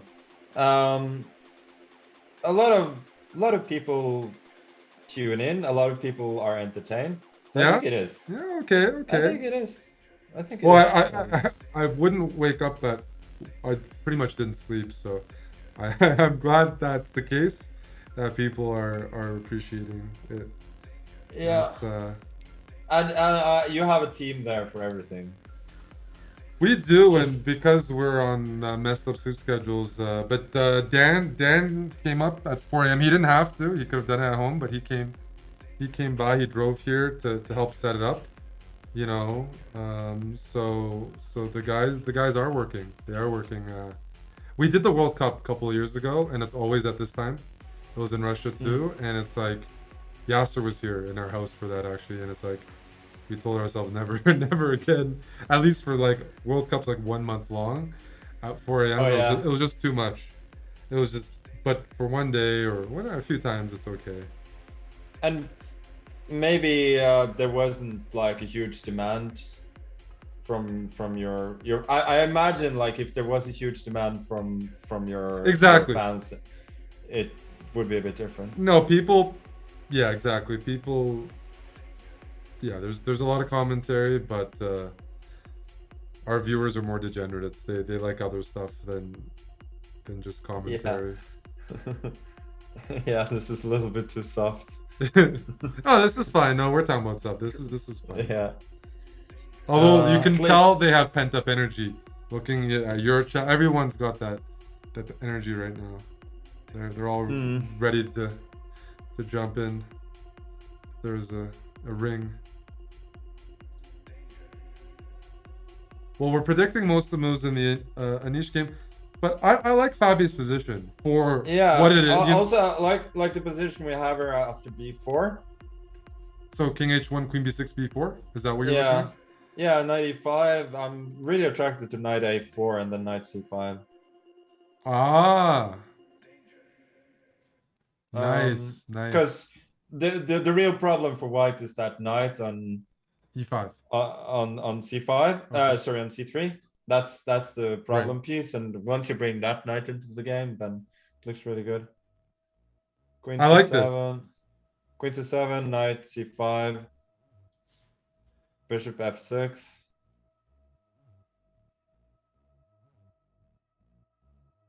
Bishop h6, maybe. Yeah, this is sort of. I mean, no, white. Yeah, white different. is sort of. White is getting everything he wants here. Yeah, so we're expecting king h1. Yep.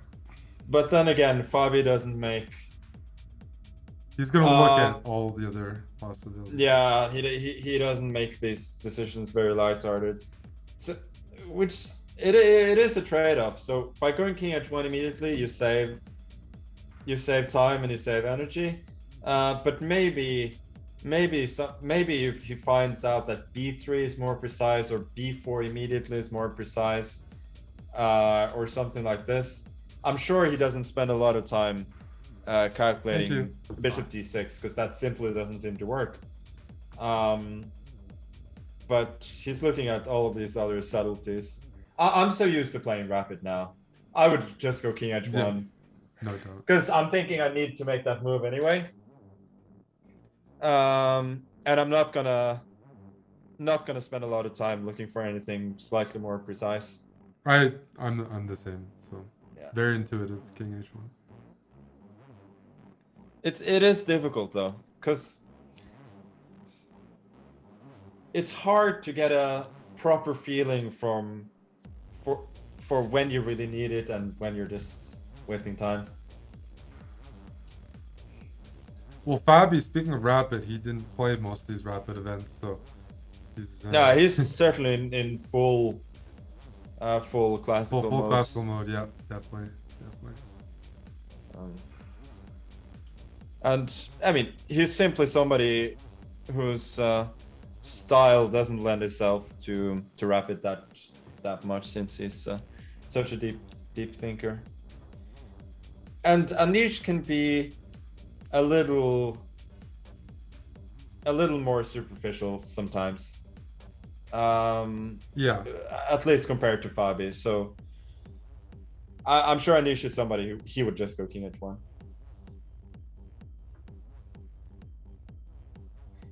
I mean, I could imagine something like after queen h1, you can consider queen d8 as well as black. And then there's no knight a4 with tempo. But do you have to worry about b4 anyways? Is there a b4, b5 with, like, you know, knight e5, knight d6, rook d6 type of stuff? Like, maybe not. No, maybe not. Rook c8.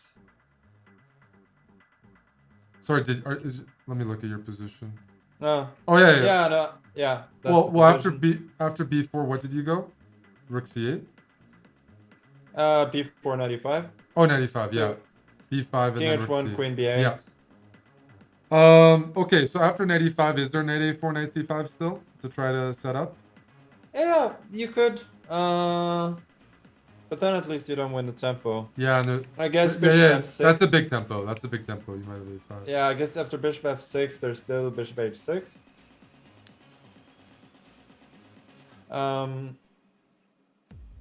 Although maybe that rook c8 line, by the way, that you suggested, rook c8 after b5, maybe that's still, there's something about black's pieces all on the queen side. Maybe you can take on c6, play knight d5, and get something on. Oh, this is nice though. Maybe knight d5, bishop d5, e d5, rook c2, and then you bishop take e5. Yeah, and then takes. You get bishop d3 and bishop h7. Yes, maybe. Yes, exactly. Or d6, bishop e4. Yeah, okay. I like this. Well, that's the stuff. That's the stuff Fabi likes to calculate. I know, this is exactly his style. So yeah. He starts thinking, well, the queen on b8 shuts in the rook on a8. So temporarily, black is uncoordinated, which means that we have a potential sequence of just boom, boom, boom, boom, boom, and maybe we have something there. Yeah, this is exactly his style.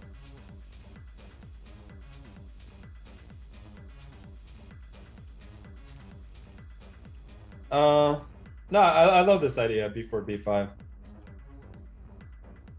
Obviously with the... Well, the knight on c3, you're right. I mean, that's the one piece that needs to be optimized. That's the one piece, yeah. So, I mean, in the other line, we were thinking of slow play with knight b1, knight d2, and so on, that we discussed a while ago. But here, it's more concrete.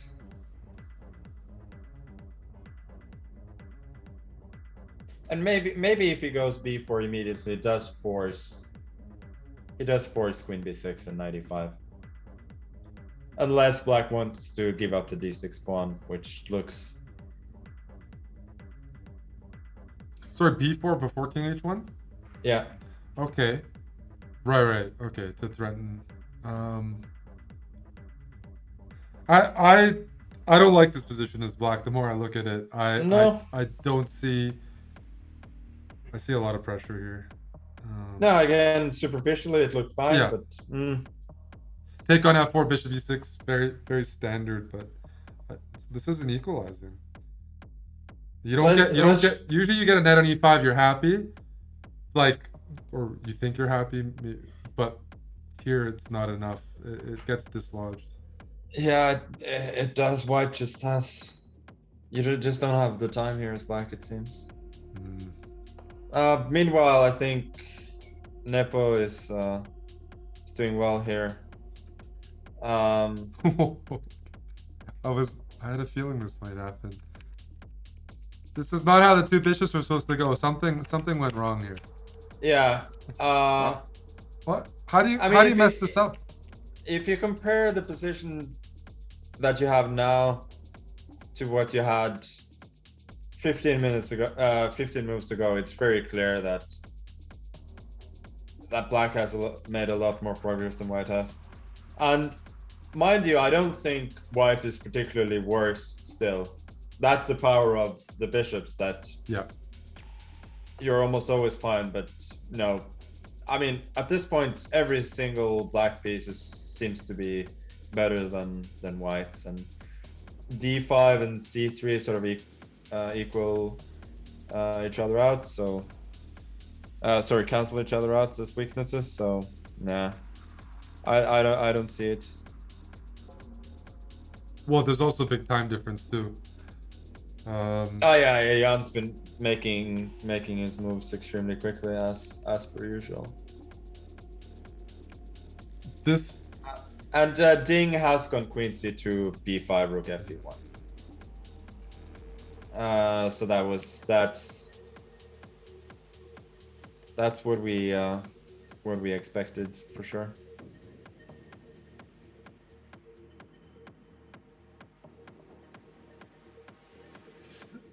Queen c2, rook e1, but e5 is still not ready. Sorry, f5 is still met by e5, right? For white's, or I guess it's black's move. So let's say rook e7. Yeah, rook yeah, e7. I guess rook e7, f5, e5. That actually works.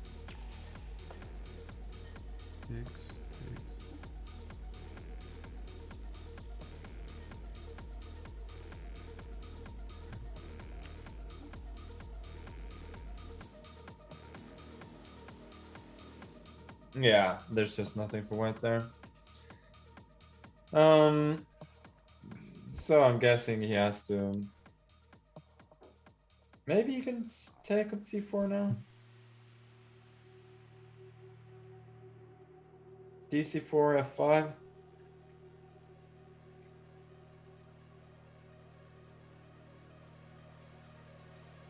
ef5, there's d5.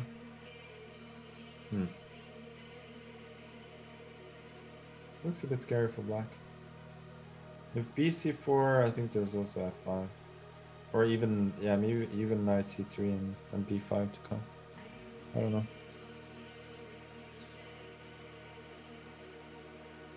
And Fabi spent 15 minutes and came up with king h1.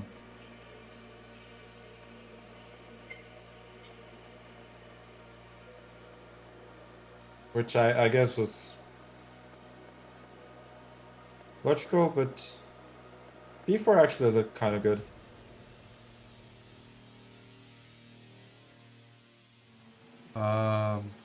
Yeah, I was looking at the Ding's position. I was trying to find that f5 break with bishop c4 and b5 as well, and I didn't know what was going on. I was just looking all those lines. Fabi went king h1. Yeah. Okay. How about Maxim? He's gone rook g1 for some reason.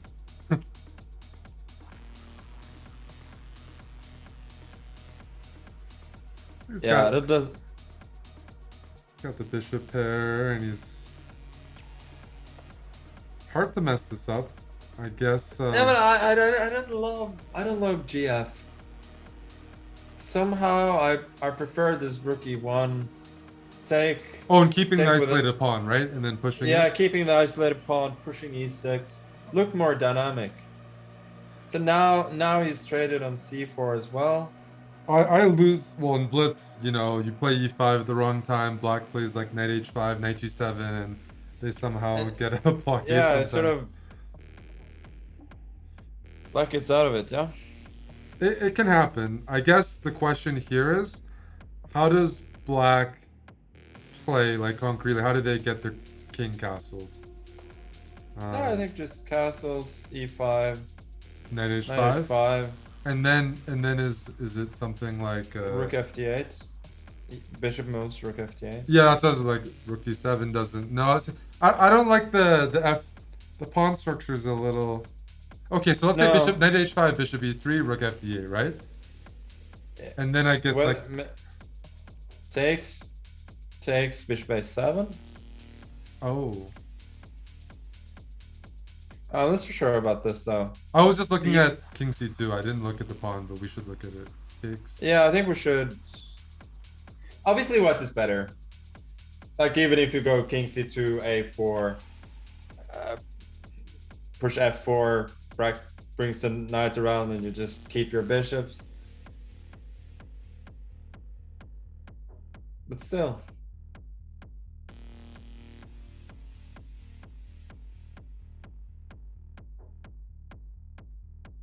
But maybe you can take the pawn.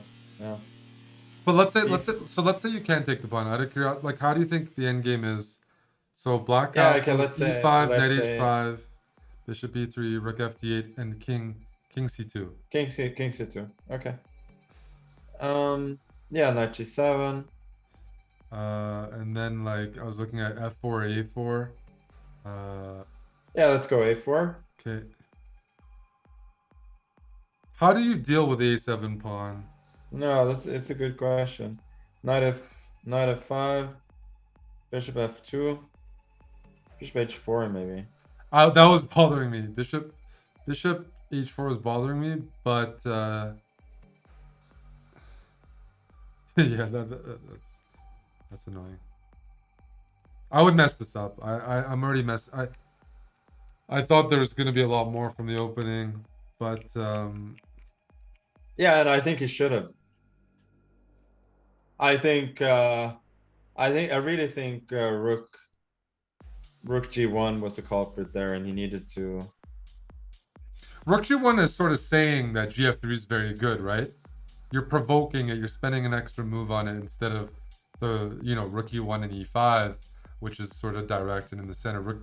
Your rook on g1 is not going to be doing much, so you're doing it to force this gf3 structure. So you're sort of convinced that this is good. Which it still is good for white. I'm just trying to figure out how much. By the way, Fabi's gone queen b8 has happened, and he's gone b4. This could get spicy. Ah. Well, like, I don't think I mean rook c8 is definitely okay, knight e5 first, but I mean I would be quite concerned as black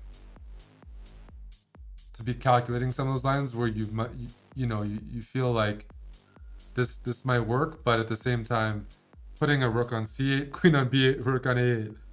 Yes. Something's a little iffy there. It is for sure.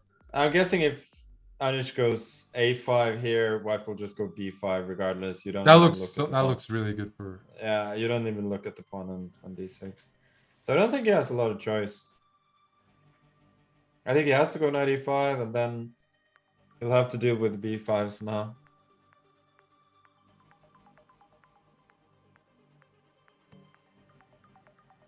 Yeah, this is going to get very, very interesting and very concrete. Yep. Well, Fabiano now I think is.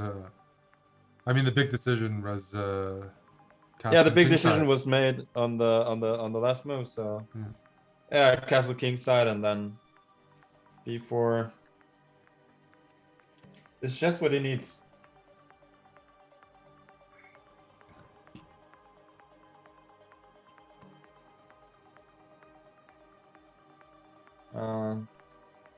Yeah, let's stick to this one. Which one? Fabi. Fabia. Yeah. 95, we're assuming b5. So maybe cb5 instead. Okay. Knight b5? I think knight b5. Bishop b5, rook c8, you're sort of getting stuck. Yeah. Knight b5, knight d4 is coming.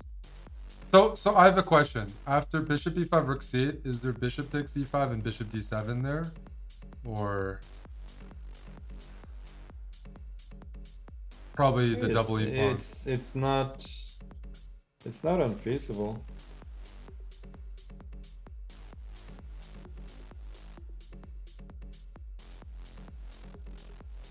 Sometimes So, this can go wrong for black, but maybe the double e pawns. I don't know. If you take rook c7,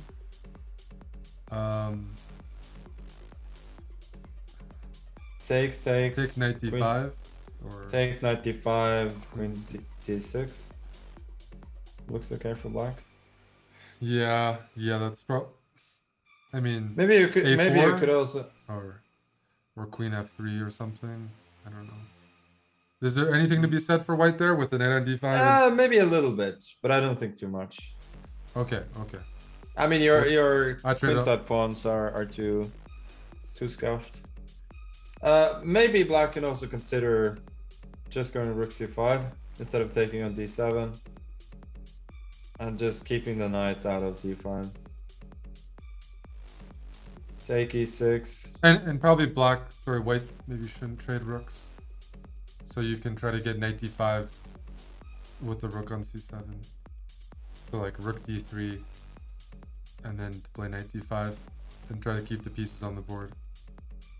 Sorry, in the position, bishop d7, there. take 6. Yeah, rook d3. Yeah. Rook d3 to... Maybe that's better, yeah. But maybe I think black should actually not trade on d7.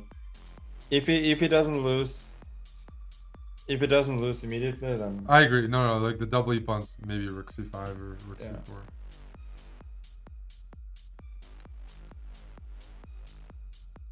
c4.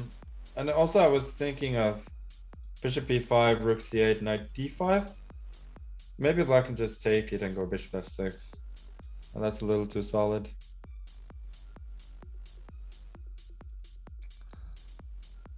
So I think you're right. Knight takes b5 is probably the right approach instead of bishop takes. It's not so clear actually. Bishop a4 after bishop f6. If we can get that bishop around to b3, we may have a lasting initiative. Oh, okay. I see what you're looking at. I like Yeah. that. And I'm sort of assuming you can't go pawn grabbing with rook c4 and rook e4 while your pieces are still as locked in as they are.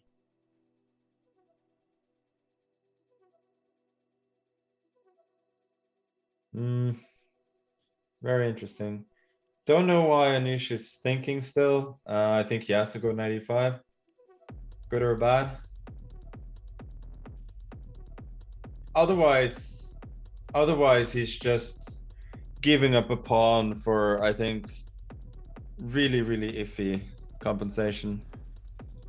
Yeah.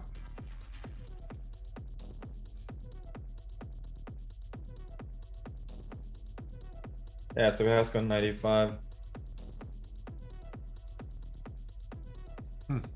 And yeah, I expect b5. Yeah, b5 has happened. Very interesting. queen, wolf. Well, yeah, the rook c8 line maybe is the best, but very risky. This looks tough. This is uncomfortable. Yeah, looks very uncomfortable.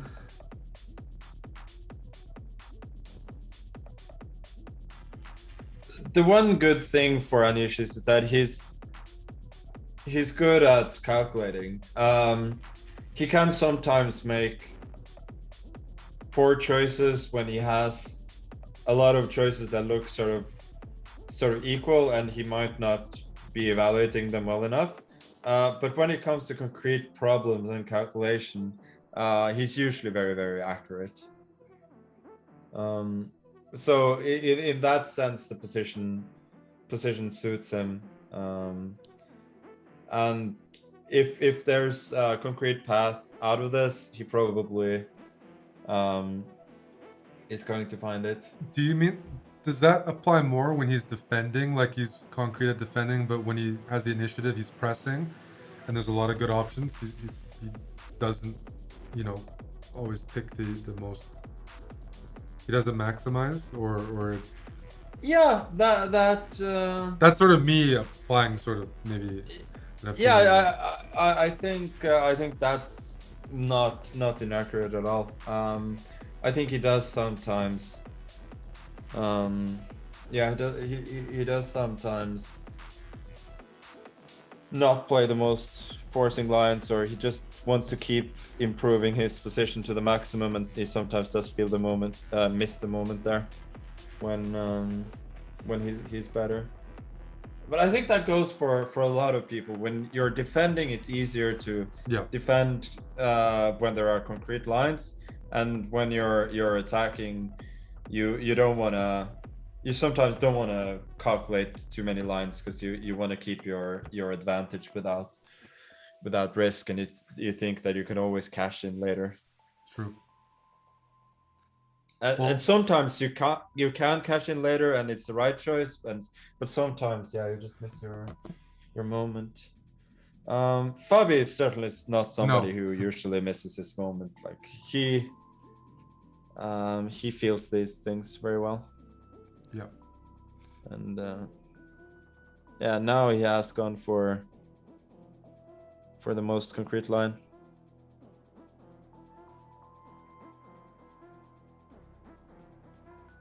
Ding is probably going to spend some time, I think. I was just looking at the other games. He hasn't moved yet, but certainly calculating and. Yeah.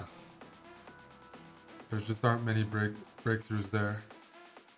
Ding is somebody, when he's playing really well, he's seeing everything, right? He's calculating, especially with white, like the most concrete variations, and playing. He absolutely is. When he's at his best, he's somebody who's absolutely relentless. Like he's when he gets an edge out of prep, and he's gonna calculate everything perfectly, and he's not gonna give you any chances. I've felt that several times, and I had this one training session with him back in 2015, and that's when I sort of understood for the first time how insanely well he calculates. Because you don't always feel it, right? Because his general inclination is towards somewhat more solid openings. So you don't think of him as necessarily a great calculator, but he certainly is. Yeah, I must say I'm a little surprised by his result, just because, you know, I thought the trajectory +1 in the, you know, last candidates or whatever, and very solid +1, and here he's been just anything but solid. Anything but solid, yeah. He beat Fabi, but like his other games, yeah, it's hard to find some consistency there. Yeah, absolutely. It's been unrecognizable. Yesterday, I would say that he made a decent choice in the opening. Like the line Giri chose is not particularly particularly testing, but usually you have very quiet positions with castling on the same side, and he actually found a very very interesting idea there. He just couldn't find the right implementation. At some point he was simply outplayed in the skirmish, but I think his setup was okay, and if he was in good shape, he might have won that game. Yeah, I need to. I've been missing a lot of these games, or I just watch afterwards. But yeah, it's a lot different also when you just play through them afterwards. Exactly. It's hard to grasp the critical moments. Even if you, especially if you look at computer with just very low ply on the site, then it's sometimes hard to know exactly what had happened. I think people are realizing that more this tournament than maybe some previous ones, that the computer influences a lot of the built-in engines just are so wrong. They can't grasp it, and if you can't grasp it, it's not like you're close to grasping it. It just means you're completely off in how it judges the position. It's not a gradual thing. So yeah, I think a lot of people are starting to realize that now. Yeah.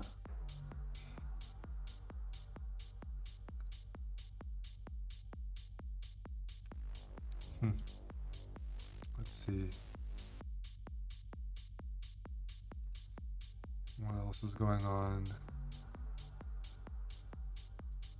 So Rook C8 was played by Anish.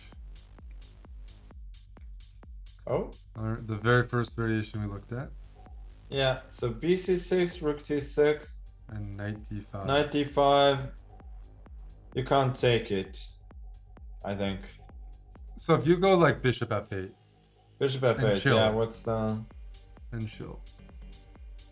I hate sometimes when I'm playing white against a Sicilian. These moves are all effective. I'm not saying it's effective here, but that sometimes it's just like rock solid, almost effortless. I agree, and if you can't do anything too violent here, it's hard to see white having a whole lot. My pawns suck here after Bishop F8. I don't know, C3. Yeah, C3. Almost looks like at some point again we're looking at Bishop E5 and I don't know, Bishop G4, but even then it's nothing. Yeah, you just trade off on D5 maybe. Ugh. Or King H8 maybe. But then that affects B takes C6. If Knight D5 Bishop F8 is solid, then he has taken on C6. Okay. And then I'm sure he's going to play Knight D5. So Knight D5, Bishop F8. Is there a move we're missing for white here? Because I mean, you can take on E5, Knight F6, Knight D7. And then if I just... And then if you just step away... Oh, E5's hanging, right? So E5's hanging, but... Maybe there's Bishop D6 there? Actually, after Knight D7, yeah, also just like Queen C7. If we take on E5, there's just like Rook C5 or Bishop D6. Yeah. Bishop D6. And there's some really, really bad endgame. Yeah, okay, that's just, yeah. So, also, I guess also Rook C5, black is actually better, so. Probably much better. Yeah. Bishop F8, you have to be... Okay, Queen F8. Wow. That's even more solid. Even more solid, but it's a little more cramped. Meaning, so C4 is my first instinct. Even I don't know if C4 is hanging or not, but that it's energetic. It's in the spirit of the position to throwing everything at him. Okay, let's just try and take it for black or anything better.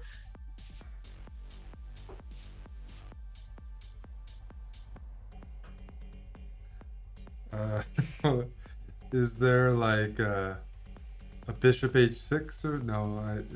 It's bishop h6. Yeah, I can just take on d5.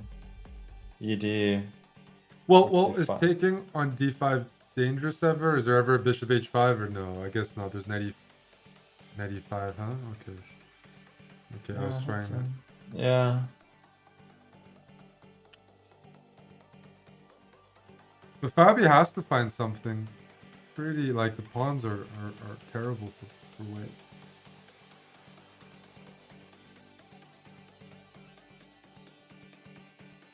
And opposite bishops, there's nothing, or there shouldn't be anything, right? So after c4, knight c4, just trade everything and take on d6. Yeah, you probably have to do that, though. And then put the bishop on e5. And then that doesn't look too Queen exciting. of 8. Don't think you can reinforce the attack. This is annoying. It is. And this makes you think that maybe Fabi should have gone for the other line with b4 immediately, not allowing queen b8. Instead of playing king h1. So maybe after king h1, he just chose the wrong plan there. Back on move 16.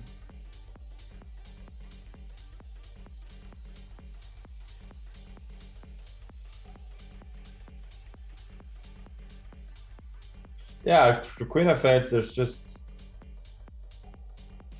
hard to find.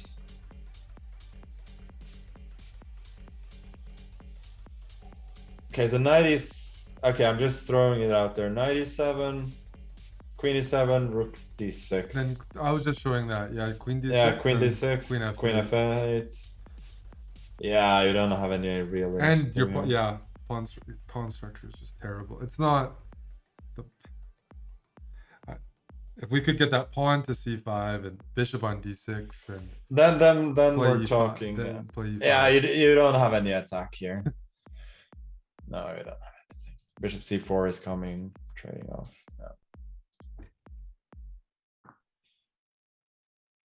Yeah. Fabi.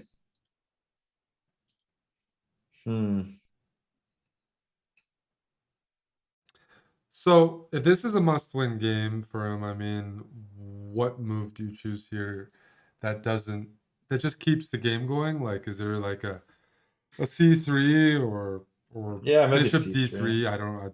Not bishop. No. Yeah, bishop d3, it looks weird because you kind of want that bishop to go to h5 or g4. I don't know, to be honest. Let's try bishop h5. Okay, I like it. Let's take the pawn. Just to show the attack. Yeah, let's take the pawn.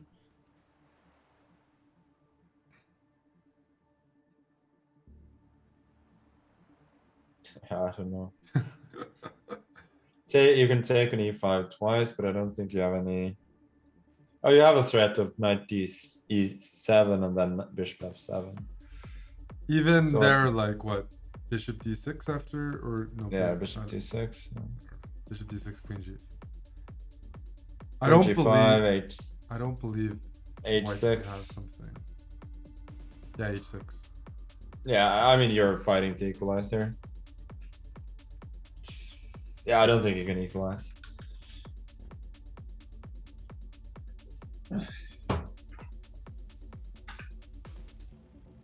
And you can take the pawn immediately. As black after bishop h5? No, as white Oh. in this position. Because that's one thing we should have noticed, that e5 is hanging. And you're not worried about bishop takes a3 there? the outside. And then at least we get c4. Is there a situation where white's much worse here with the bishop pair and past a pawn, or it's still relatively safe? No, white could be much worse. But at least now white has some initiative and decent pieces. So c4, rook d3, maybe. Are we trying to trade off? Are we trying? Yeah. Okay. Okay. And once you can trade on d5 at any point, but I'm not sure. It could be good for black, but it just in terms of No, it keeps. Yeah, I get it. keeps some life. Yeah. Yeah. No, it's not something you wanna. You don't want to give up that dark squared bishop unless you have to. But I'm not. Yeah, saying maybe that black can just take on c2 instead. Bishop g4, rook c6 back.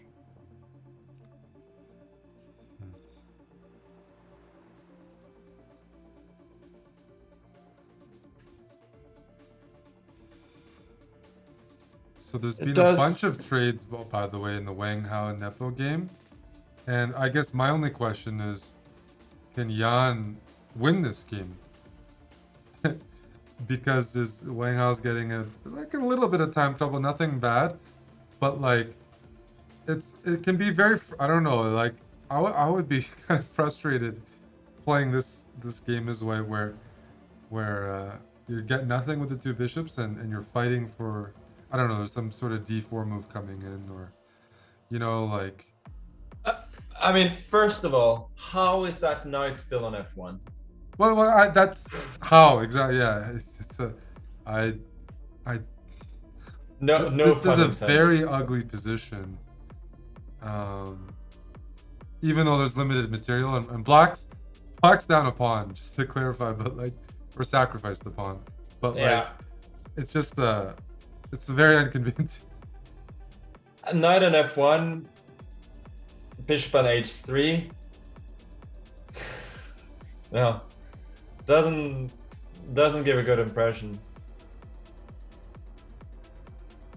Because like, yeah, I mean, you're gonna white's gonna lose the c3 pawn, so it's gonna be even material, but you're gonna be dealing with two knights, and you got like a knight on f1, bishop on h3. You're gonna be a bit worse, I guess, like practically speaking, and just Jan is playing, you know, immediately like he likes to do, and just he's risk free, trying to play for some tricks.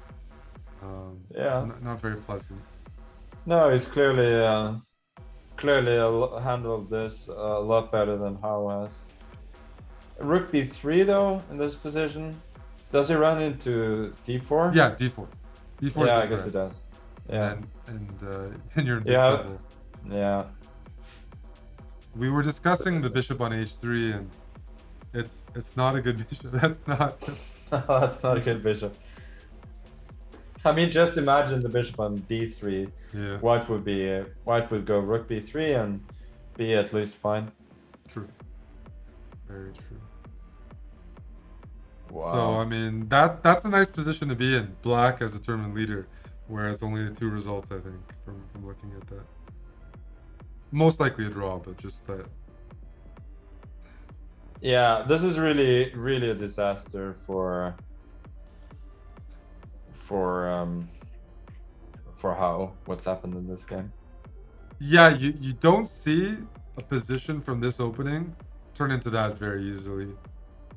No, I had the this Petrov that I almost lost against Fabian in the World Championship, where we had some symmetrical queenless position from the opening, and he went c5 and he outplayed me a bit, and he could have won with a very deep line at some point. Right. But at least in that line, I never had the bishop pair. So it went from equal to being better for him rather than from being worse. That makes a big difference. And meanwhile, Alexenko has given up a pawn. Oh, okay. I can't say that I hate it. Yeah, I think this is not so bad. Rook c7's happened. Now rook c8, I guess, takes. And you bring the rook to f8, and you will go a5, a4, put all your pawns on light squares, and it's going to be hard for white to make progress. Obviously, he's a clear pawn up and he has good winning chances, but yeah, I don't hate what Aleksenko's done here. No, I think it's pretty practical. Yeah. That's one thing Aleksenko has proven in this tournament, that he's a good practical defender. He just gets a lot of bad positions that he has to defend.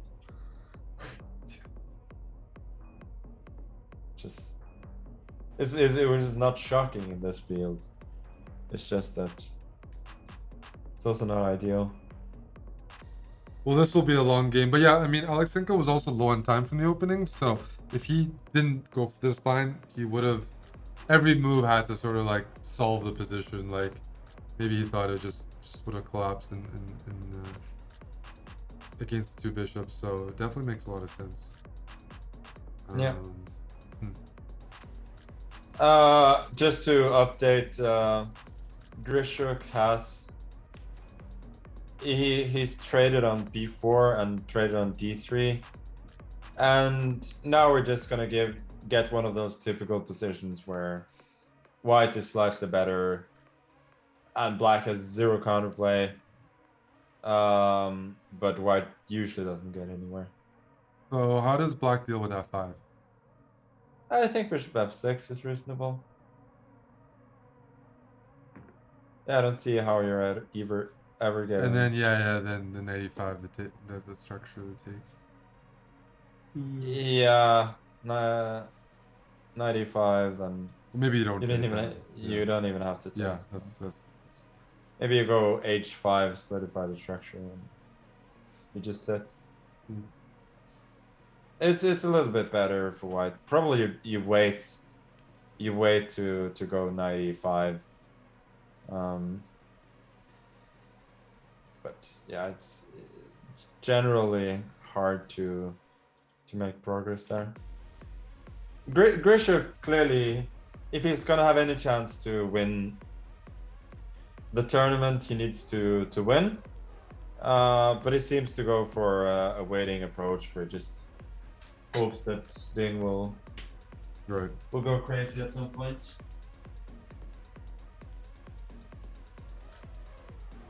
You're playing later today, right?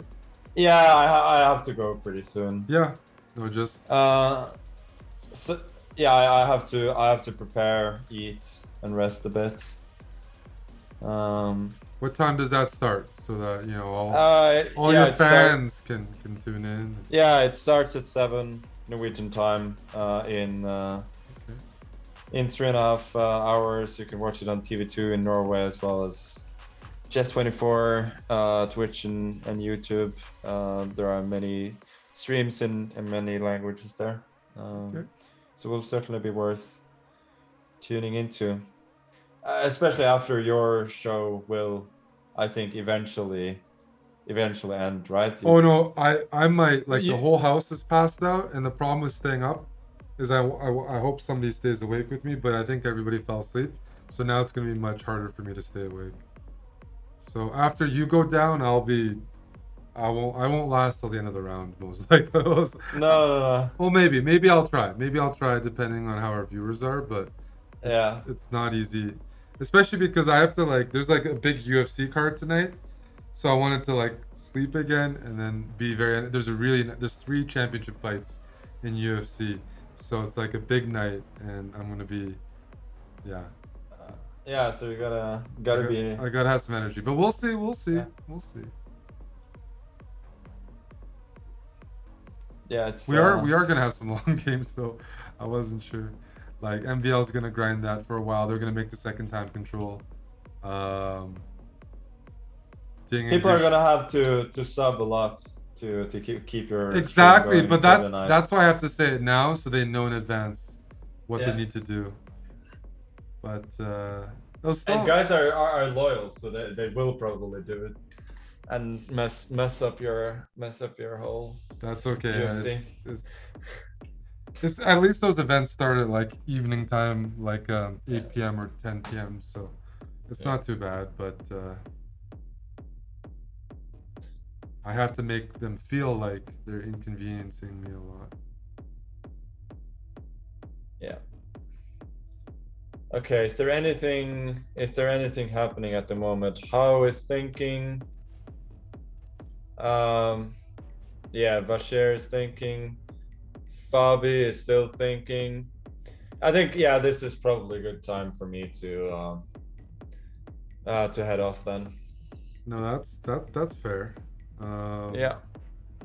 I think it And was I'll- good. You know, we. Yeah, I think this was very good. And to give you even more incentive to stay up, I'm gonna send people your way. Oh, okay, okay. We'll have to turn off sub-only mode, or maybe not. Yeah, I'll let the mods decide. Yeah. I'll go on for a bit longer, but yeah, no, we appreciate it. It was, I think I think we this handled was- the games this was pretty good. well. This was good, and sorry for dragging you up early in the morning. No, well, And there certainly are a lot of other streams that you can follow as well for candidates. Plenty of good content for every chess level there is. definitely. Okay. Well, when your schedule frees up, you know, if it's a GeoGuess or anything, you're always welcome. Always welcome here. Absolutely. So You after all, you guys are the OGs of the streaming community that I'm just getting into. So it's been a pleasure. it's good. It's good. Well, thanks for the raid. Good luck in your tournament. We'll be watching. Yeah. It's like 2 days of No, 3 days Three of days. preliminaries, Okay. and then the next 6 days will be knockouts.